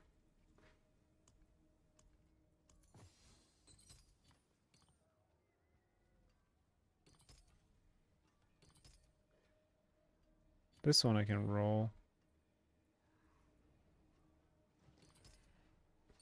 Well, goodbye Mythic Seal, I suppose. I have quite a few like triple... Like even this 4 agility skills, but who cares about agility skills? Unless your name is Ava. Okay, let's roll this final one here.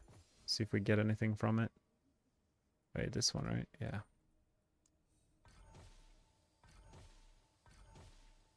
How do you have 70 bill on Paragon 240 and don't even have 1 bill? Yeah, I started trade. I didn't trade for the first 12 days of the season or whatever we're up to now. And I started trading like 2 days ago. And just sold some items I had in my stash, like uniques, and I was shocked at how much gold people had to spend. Like, the inflation is real. Grenade skills. Some people use that, right? Like, maybe I should keep that. You never know. Never know what people might want. Time to go to my mule.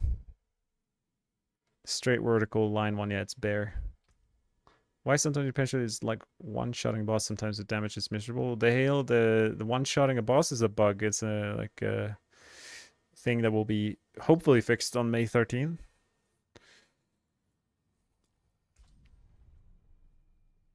The Pretender, what is the trade site? It's the Diablo.trade.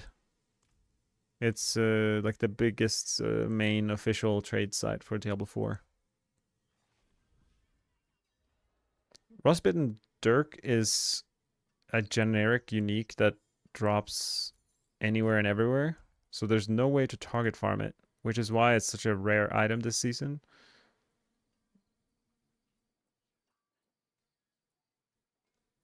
Do I even have... Maybe I have a good bear one ready to go. 125 stats is not bad.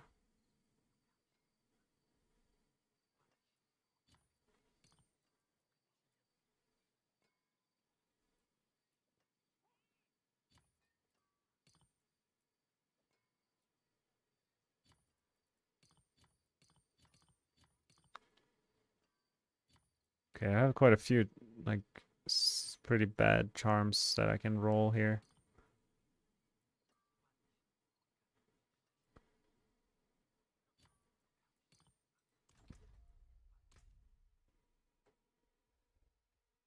How many do I have so much the yellow dust to reroll those things? You're almost always out. Yeah, I haven't been rerolling anything for the last week plus more.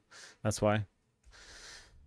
I was down to like 1,000 probably 8 days ago. And then since then I've just been salvaging all the seals and charms I find. Alright. One of these surely will become something useful. For now, we'll put this one in so that we don't feel naked.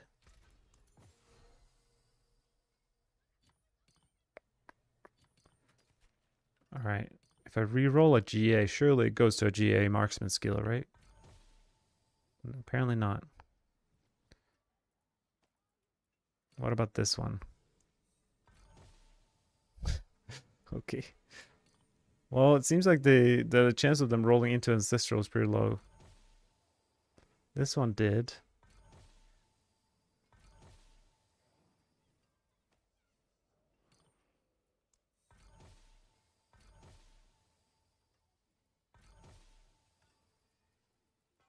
Maybe it is just 25% chance no matter what charm you're putting in. Maybe 10.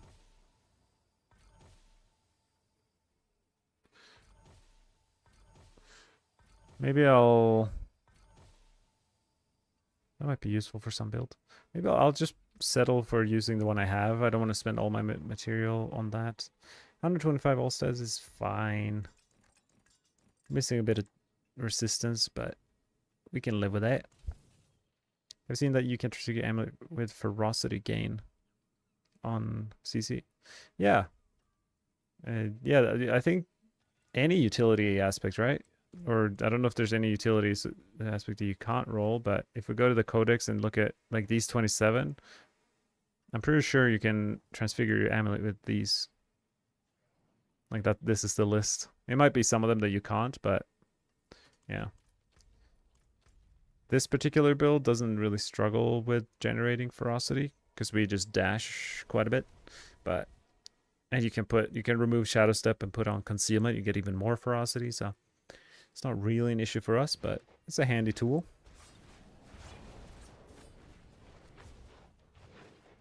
What's the best way to farm the dust to reroll the charms? I think doing bosses, to be honest.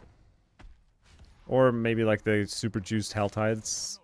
I don't know if you guys have seen like the doing Hell Tides in a party. You can spawn like all sorts of bosses and things very quickly.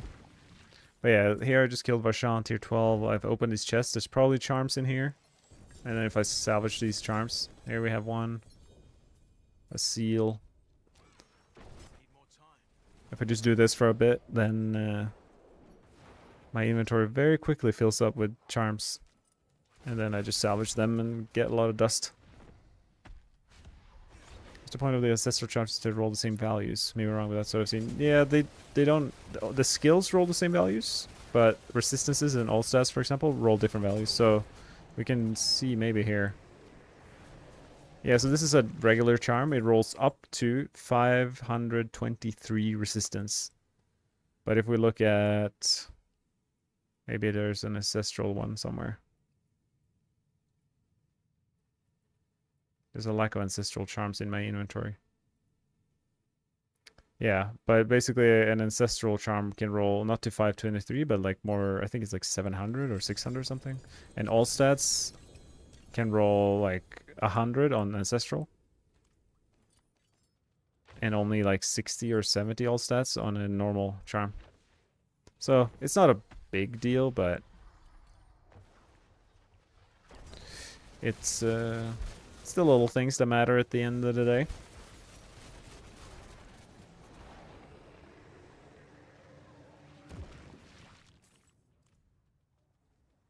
Surely I'm out of keys soon. So yeah, we have one Varshan kill left.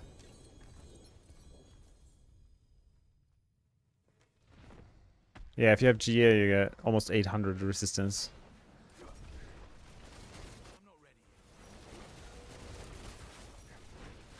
Yeah, the weirdest thing that I don't know is like I get a lot of comments from you guys playing Penshot and on my YouTube video where your arrows don't actually look like mine. And I've seen it even, like, I've been in the same game as people playing Penshot, and their arrows don't look like mine. And I have no idea why that is. If it's just a visual bug, if people are, like, on console, or what it could possibly be. But yeah, I don't know the answer why that is.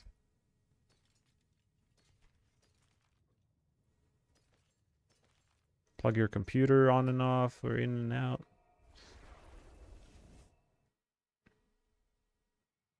Twist Simulator Rogue might get even better with the hotfixes. Yes, Twist Simulator Rogue would probably gain on... There's not only Etnas that get fixed, but if you look at Poison Imbuement in general, this Toxic Touch says it gives 40% more potency multiplicatively. But that doesn't apply at all right now. But after the patch, we actually get another 40% damage just from that. So the Poison Imbuement builds are eating well after the patch. Relatively speaking.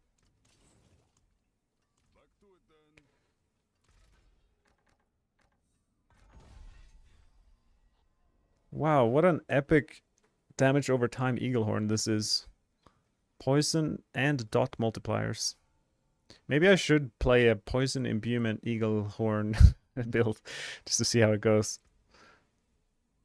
Maybe it's probably not worth running Eaglehorn for that, but it would look cool. Imagine covering the screen in green arrows. Like, that would be sick.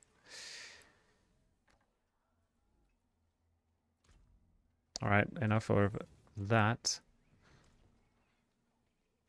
Next up, I think we're gonna try do some... man, you know what? Butcher is pretty tough to kill before the patch. Maybe I'll go back to my little war plans for a bit. Yeah, maybe it is a graphics setting, but it's hard to know what's going on there.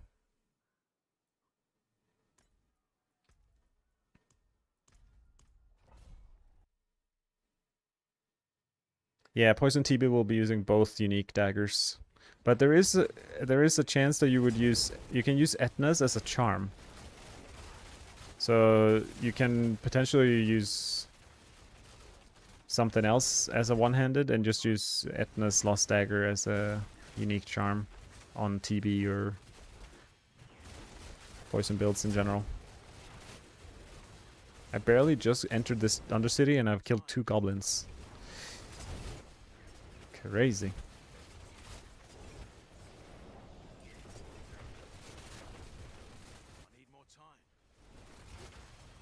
They're definitely cold imbued. Yeah, I've seen it's like they almost there's like the width, the girth of the projectiles are not as intense for other people. I don't know why mine are so chunky. Like these arrows. It's like some of the visual effect. Maybe it's because I have some high settings on. 8 trillion on your poison tick with your TB build. Well, that's amazing. I've never seen that high. I mean, I didn't gear it that much, but that's really good.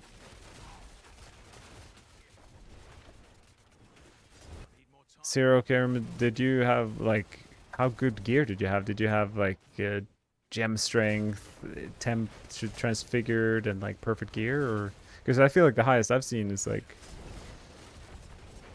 600, 700, something. But, I mean, I played it only for a few days. Imbuement doesn't show for others. Yeah, it's weird. Sometimes it does. Isn't it a bit more damage if you change your gems to brilliant? To brilliant. What do you mean? In my case, it's much better but I could screw something up in order. Yeah, I don't know what you mean. I mean, obviously, the better gems, the better, the more damage you deal. Like the higher level, if you can farm up heraldic gems, that's a huge damage increase. How do you have so much energy efficiency on your Penshot? It seems to run out of energy also, but I'm not fully geared. So, obviously, starless guys is huge, and the temper lucky hit chance to restore primary resource. I have them both on the same item, convenient. And then overflow with Dark Shroud. This generates so much energy. The reason my energy is just like never reaching the bottom, it's because of that thing.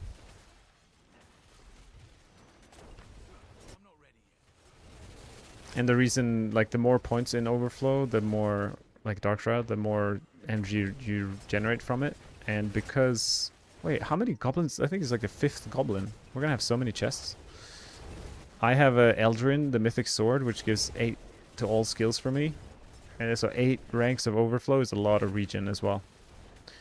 And I feel like I have some... Yeah, on my Scoundrel skills, I also have resource cost reduction. So my Penshot ends up costing even less. Like, each Penshot costs me 16 energy. If you hover on it, you see the cost of your Penshot. Starless cuts it in half, and then my resource cost reduction lowers it even more.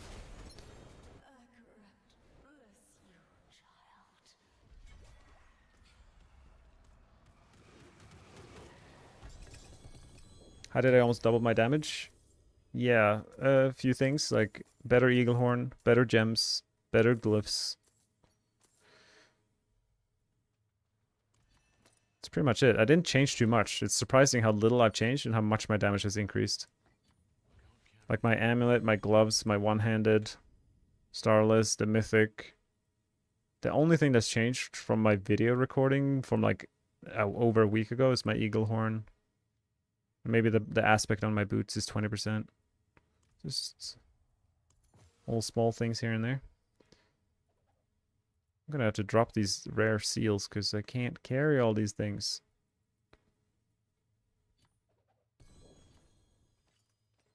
I'm not even gonna bother coming back for them.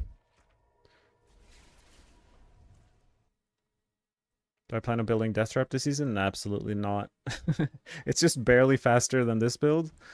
And such a headache to put together, but also Death Trap dies. Like, even this build, like any rogue build, I feel like we get one shot pretty easily by the affixes in higher tiers.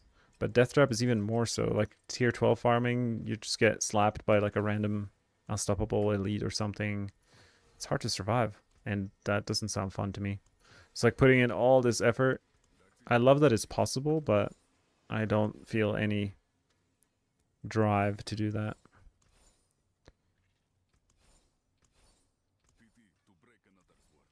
If it was like 10 times stronger than every other build, I feel like I probably would be more motivated, but I do not feel like that's the case.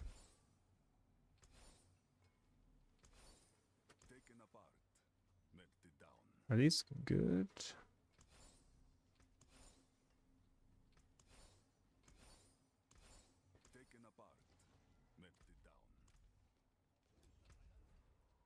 Okay, let's try a pit 120. It's pretty hard for me to clear pit 120.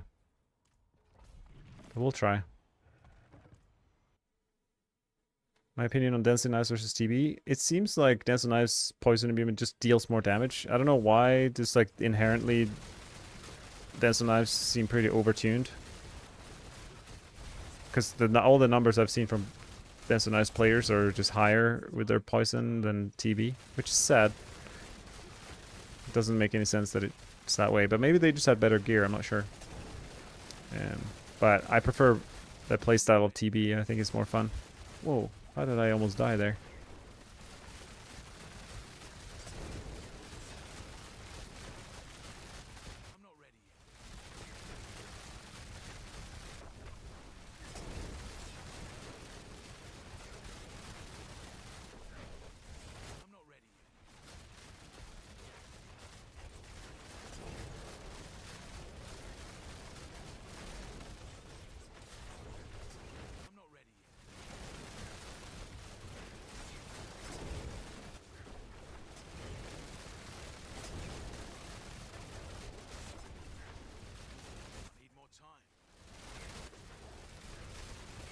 So the clear is obviously not a problem. And I'm not even, like, I'm running the Eldrin here, which is obviously not the most damage. If I just had a regular legendary sword with frozen memories instead, that would kind of be closer to the push variant that I made in the guide. That's the main difference between my current setup and what's there. And also my crit chance isn't 100%, which is not ideal, but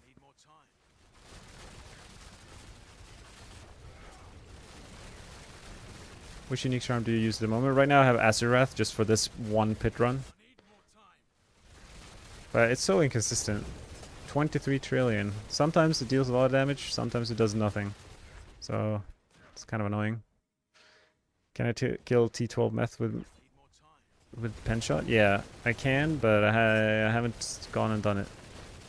It would probably take me 30 minutes of attempts to not get one shot. It's hard. Needing skills.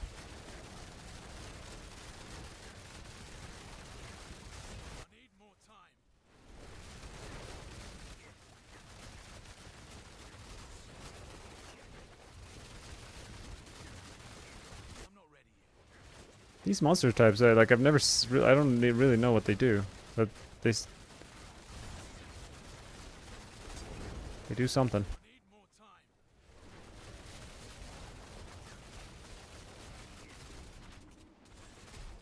I'm out of potions, that's not great. And the boss is about to spawn.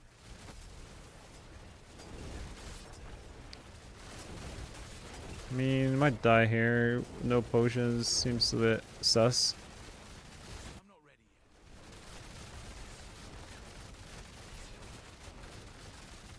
Maybe if I kill some regular monsters, they will drop a potion, right? Is that how that works?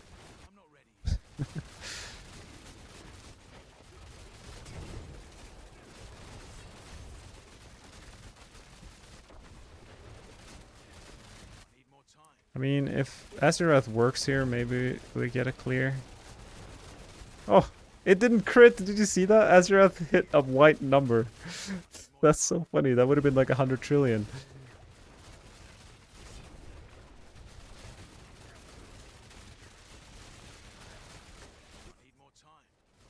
Okay, we did it eventually. Got the job done. It's a little bit sus there with no potions, but... Alright, so we got 8% chance, 16% chance to upgrade this.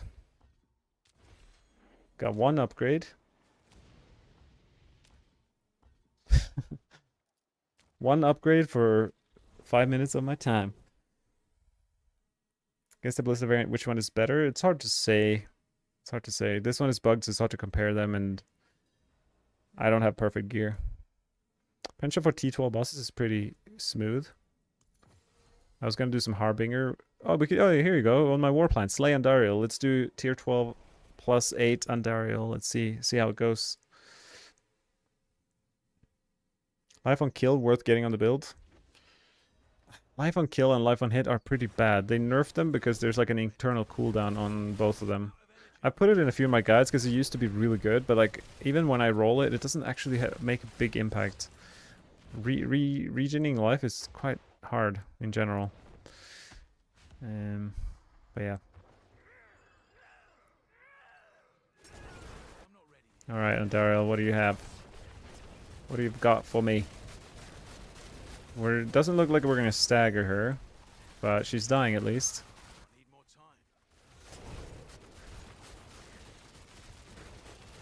Oh, she's doing her little... She's gonna spawn like, what are the three, like, these ones? It's a good thing we have some mobility skills. Wait, where did she go? Or like the thing? Alright. But yeah, the teleport is actually super useful here. She's a bit annoying with her mechanics, but she dies.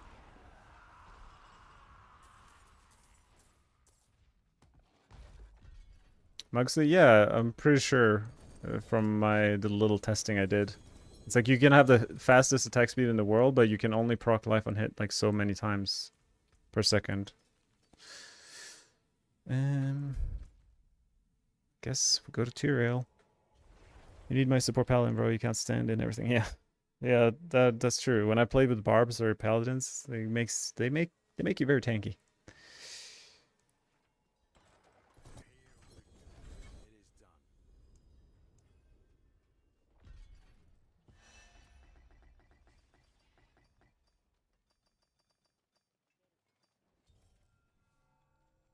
Yeah, and Motorun spawns Dark Shroud Shadows for this build.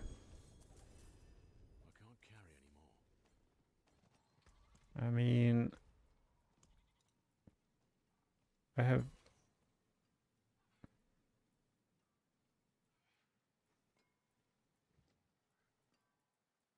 I think my treasure breaches became dungeon delves. I heard about that bug. So this used to be a treasure breach, and this as well. Maybe if you get treasure breach, make sure you run them. I was just holding on to mine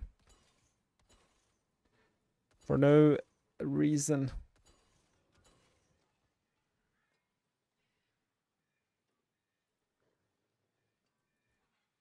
The way you made your build a couple of days, Penshot Rogue is also bugged for some reason. Yeah. That's like, if you look at the leaderboard, 22nd to 150, they don't actually kill any monsters. So they're using a bug, or two bugs. They're using a progression bug to get infinite progression without killing anything, and they use a bug to one-shot the boss like without having to have any gear, really. What is the difference between Inner Sight or Prep for Penshot? Inner Sight solves in energy almost instantly, and also helps solve crit chance reaching 100%. So that's great. Preparation allows us to spend more energy and proc the Shadow Clone buff more, and also makes us tankier. So they're both really good. Can't go wrong. Quality problem.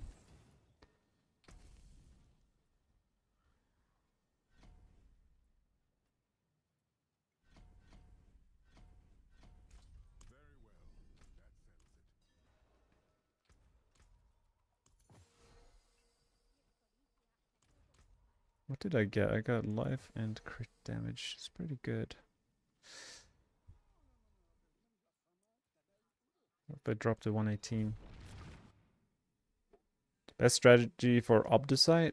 Well, I don't even know. I feel like I have infinite amounts of Obdusite this season without trying. So I'm not entirely sure where I got it all from. Just playing the game, really. Anyone else have any more concrete recommendations?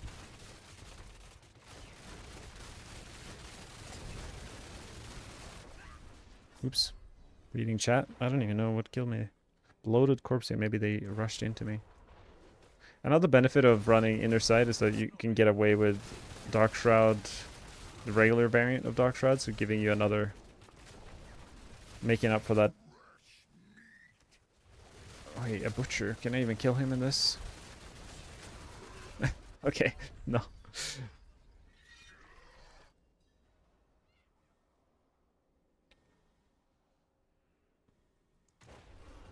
At least I get some artificer stone here.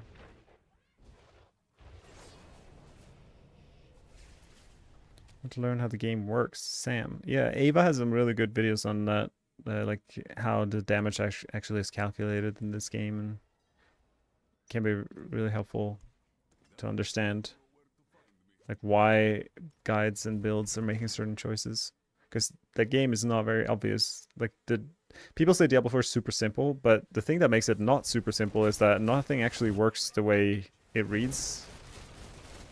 So there is like a complexity to this game thanks to bugs. It's kind of interesting that way.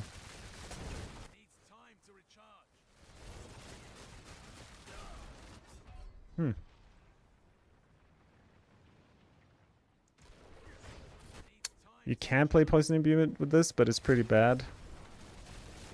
I have kind of wanted to try it out though for myself too.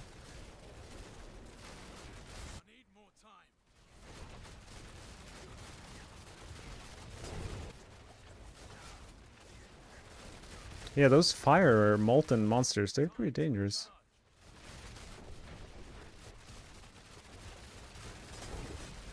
These ones. I don't trust them.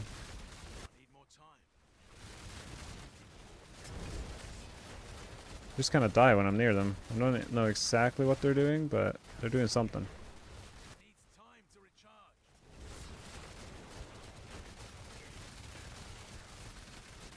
Building Penshot, I feel like you deal very low damage. Any idea why? No, there could be a gazillion reasons. The fastest way to see like why you're not dealing like as much damage as someone else is, like what you're seeing on my screen or whatever, is to just compare each gear piece that you have to the guide. Do you have all the aspects? Do you have all the affixes? Do you have all the mythics? Are you using the correct skill rotation in the gameplay? Making sure your clone is 100% uptime. There's a million things that could be the reason.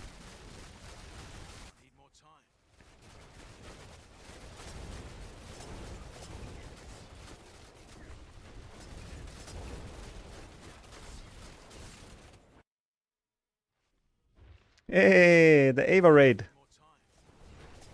Thank you, Ava, for the raid. Thank you for the podcast. We had a solid podcast with the Woody himself decided to join. If you've missed that, I'm sure Ava's gonna upload the recording. Right. I don't think I will, because I didn't actually record it. But maybe Ava did.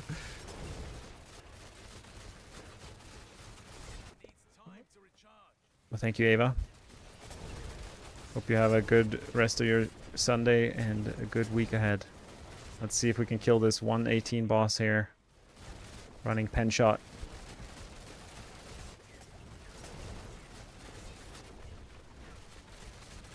If Azeroth decides to work, he should die after the next stagger. But I might die too, so because I have no potions. Oh, here we go. Come on. Maybe from afar. Oh no, it didn't work. We're in trouble. Oh, those fiery waves are definitely gonna kill me. I have to keep my distance. Okay, we did it. We're cool. It was easy.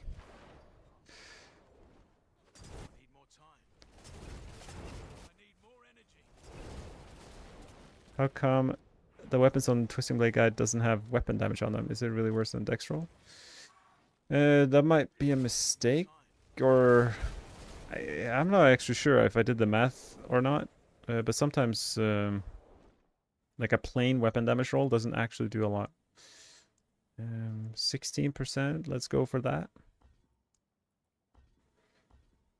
Cross our fingers. It didn't work out. But yeah, I'll look into it, Mr. Peent, and see if it makes sense or not. Oh yeah, there you go. Ava with the calc. I haven't actually used it myself. Ava made like a sheet where you put in your numbers and see what deals more damage. I will sure as heck use that to make actual accurate decisions. Imagine. Vibes are great to as a starting point, but when it comes to the minute fine details, yeah, a big update to the thing. Yeah, I need to save that as a bookmark. I don't think I have the latest thingy.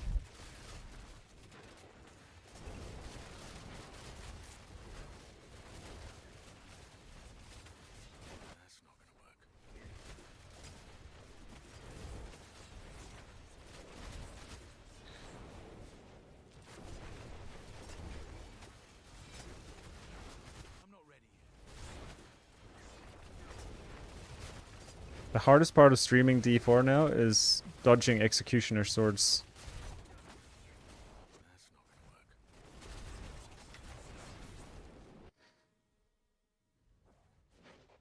How am I building so much stagger on bosses? I'm not entirely sure how stagger works these days, because sometimes I feel like I grow the stagger really fast and sometimes less fast. It might have to do with how many cold imbuement ranks I have, because I have like 20 something plus. Adds a lot of chill, but part of me doubts it. Like that. That's a question for Ava actually. Like, does more chill from poison imbuement above 100% actually increase the stagger speed on bosses. I don't know how you would even test that.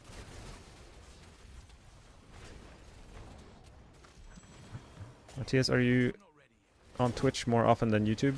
No, whenever I stream on both. So you're not missing out. At least, so like the last few months, that's been the case. But I haven't been streaming the last few days, so if you've missed me, that's my bad. I launched like the Penshot like a week ago or so, the video and everything, and then it turned out like there's like a really big bug with like the progression in Pit and Tower, and I was like, okay, I'll wait for Blizzard to patch this, and then I'll come back and make a video and maybe stream some more, but that just never happened. I was so sure they were gonna patch that like within a day, and it didn't happen. And a day became 2, and 2 days became a week, and here we are. But maybe I'll stream more this week. I after the launch of the season and the expansion, I was kind of behind on my work. I do like video editing as my putting food on the table, my profession, and I was behind on some of my clients' packages that I do for them. So I took a few days to prioritize that as well.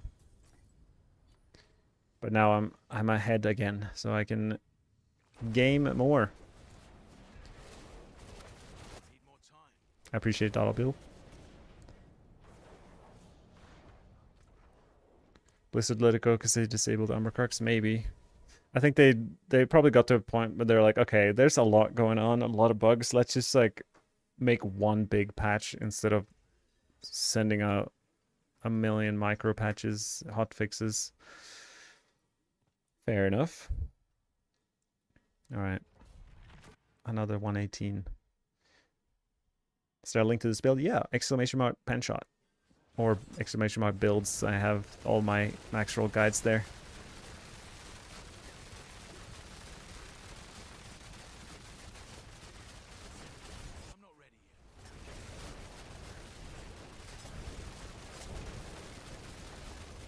What's up with this dead end, huh? I guess it's the pit. The pit. Did you guys see the secret boss? There's like a secret boss Easter egg in the pit. That was so funny. I kind of like that they've leaned into like the cow level and little Easter eggs lately. But yeah, like the dead ends in the pit made more sense when I heard about the secret boss.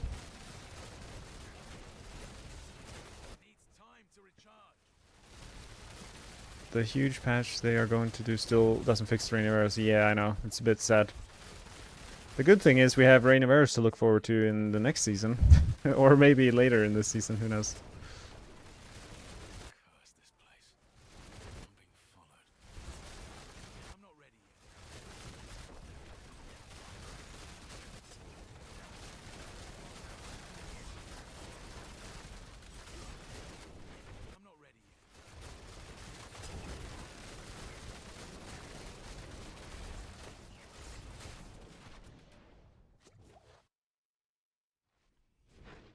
Weird question. Do you ever use potions? Oh, a lot. I have Mortal Barb, so I never use. I wonder how it's going in other classes. Yeah. See, so potions is the only way we regen, and we're very squishy. So if I take any damage, I have to use my potion to make sure I... like right now, I have half... Okay, I was gonna say. I need to use my potion right there, not do a tutorial on how to use the potion. But it's okay.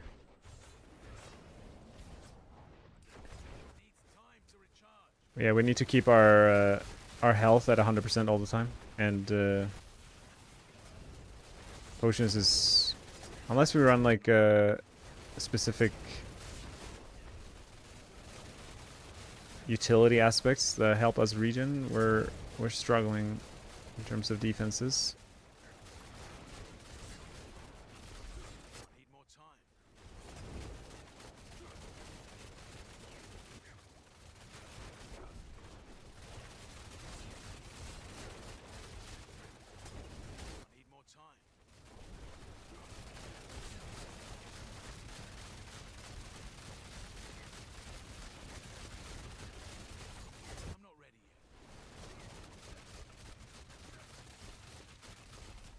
gonna try. Yeah, the inner sight might be a lot more damage for me with the lack of crit chance I have, but hard to say. Want to see some crazy items your crafted dropped? Sure. Do I have you on my friends list? You can send them my way.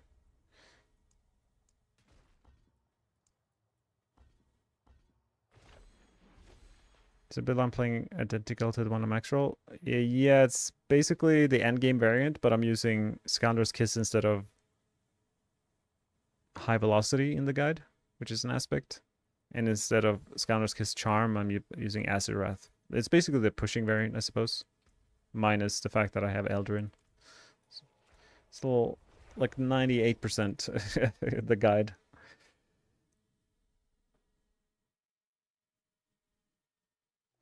Immortal Barbers is too easy. Yeah, Barbarian seems busted, but it's good. They've been complaining. I feel like Barbarians are sensitive. They're like, we miss dealing the most damage in the game. We want to be overpowered and immortal, and like we want to be super strong and never have any issues with any content. And the content's just too easy in the game. That sounds like Barbarians to me every time I hear them talk. And I'm glad they get what they want. I wouldn't want. I know a lot of people probably want Rogue to have their little limelight, but I prefer the game to provide some friction. I like it. I like being able to die. I like bosses to be difficult, to have to do mechanics. Barb players, like two of my nephews, they're like 12 and 9 years old. They're Barb players. That says everything I need to know. I hope I'm not offending any Barbs in here, but it's just how it is.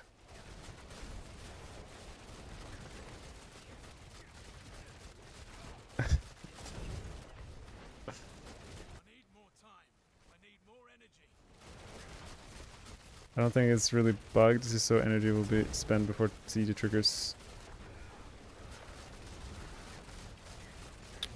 I mean, there's definitely some bugs with Rogue and the clone and shades. There's quite a few weird things going on. We switched to Barb from Penshot, 100% easier and does more damage. Yeah. Like, if I wanted my wife to feel really strong in this game, I would tell her to play Barb. But if I had, like, a gamer who wanted to play a video game, then I would say play Rogue.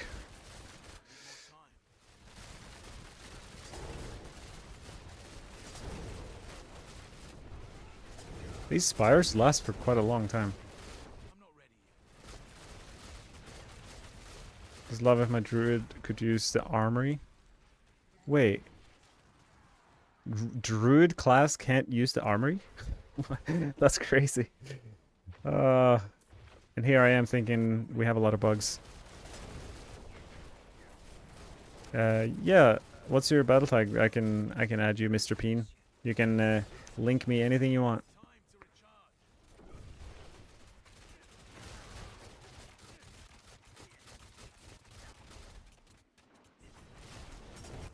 Does all mythic seals drop with healing received? No.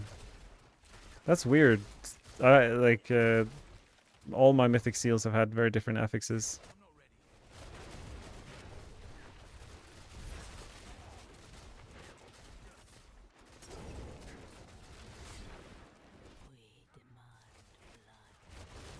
What about someone who wants to play Spiritborn? What does that say about them? And is it a good class?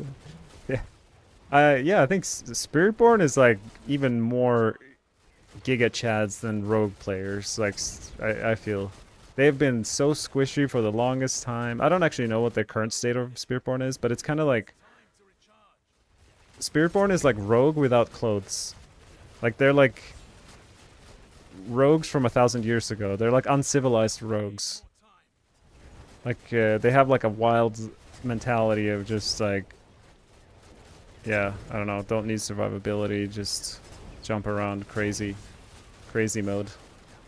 So I have respect for Spiritborn players. I only played it when it launched, but then haven't gone back ever since. Can I solo Mephisto? Yeah, I mean T10 very easy. T12 I die to one-shot things, so I need to be good at the game, which is a challenge. But I have the damage for it at least, so there's that.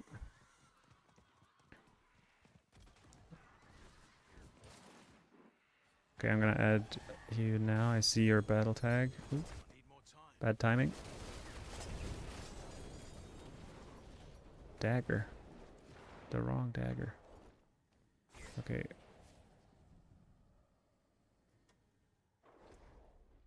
I gotta go to dinner soon, actually. It's Mother's Day.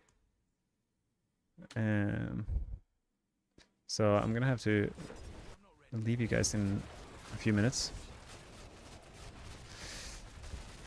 Go to a dinner. Say hello to your mom from me. That sounds weird, but just like, I mean, send your mom love. Not from me necessarily. You can send it from yourself. Fluidity and versatility, they're kind of the same. It's hard to tell a difference. I like fluidity just because it has some utility of resources, but in terms of damage, I can never tell a difference between the two. Yeah, true. My character is exposing himself. You make a Spiritborn hardcore? That's very hardcore. Would not recommend that plan.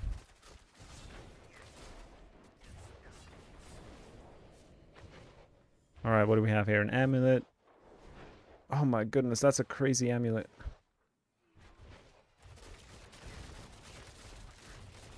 It's a shame with the... What is that? The... I hope the aspect is not actually low rolled. Part of me thinks it's like a visual bug where it's like... It still rolls 90% on the aspect. Because that happened to my ferocity aspect, but it didn't... I still gained the max amount of ferocity, even though it said like it low rolled. But anyway, very GG item right there. I mean, this seems like a perfect Maestro, except for a cold TB build, maybe. Yeah, I also tried cold TB. I could do like tier 110 or so. Wow, this is so good. Like GA on all 3 of the multipliers. I guess it could have been a Transfigure one of them, but... Can you try the Ballista version on stream and give some live thoughts on it? Maybe I'll do that in my next stream. I mean, there's not much to it. You just like swap the thing. Like you just click this here. The downside to Ballista to me is just like... It doesn't feel as speedy. I don't feel like a rogue anymore. I feel like I'm a barb in rogue's clothing. But it has some satisfying punch to it, and it's very strong. And it might be the strongest push variant, this, like using Ballista. Obviously right now, like, I'm not set up for it, because we're using a bunch of shade glyphs and aspects and stuff, but... I think it's personal preference. If you have fun with Ballista, definitely play Ballista. I like the archetype of just summoning a bunch of arrows like this instead. I like the chaos. Alright, I'm gonna go to town and call it. Head to dinner. Yeah, stick with versatility if you don't need the resources, that's fine. Is there a way to have your live gear on max roll? I could show my gear now, and if I end the stream, I think you can watch the recording. I have this epic bow, GA life, GA crit damage, 26 quality, makes all the numbers orange, so satisfying. 2 GA Eldrin, GA life, this is pretty bad sword. My Scoundrel's Kiss is okay, I suppose. Starless with cooldown. Amulet hasn't changed since my video. Same with the gloves. These Shrouded Gift Pants are okay. They have 2.5 good affixes. My boots could definitely be a little better, I think. Chest is 2 GA, pretty good. Bunch of decks. My Air Perdition Transfigured pretty bad, but my charms have I have 2 with cutthroat skills, 2 with marksman skills, and 1 with all stats. And then Acid Wrath as well. That's pretty much it. And then the Paragon is the same as the guide. And skill tree as well. There you have it. Appreciate you hanging out with me. And I'll be back maybe tomorrow, actually. And hopefully, I mean, when the patch comes out on the 13th of May, I'll be back as well. Lots of things to test because they fixed a bunch of bugs. So, thanks for hanging out with me. And thanks for those who followed. And I'll see you next time, I suppose. I'm going to raid Woody on Twitch. And for those of you on YouTube, just take care. Hope you have a beautiful rest of your day and week. And yeah, hope to catch you in my next stream. Peace out.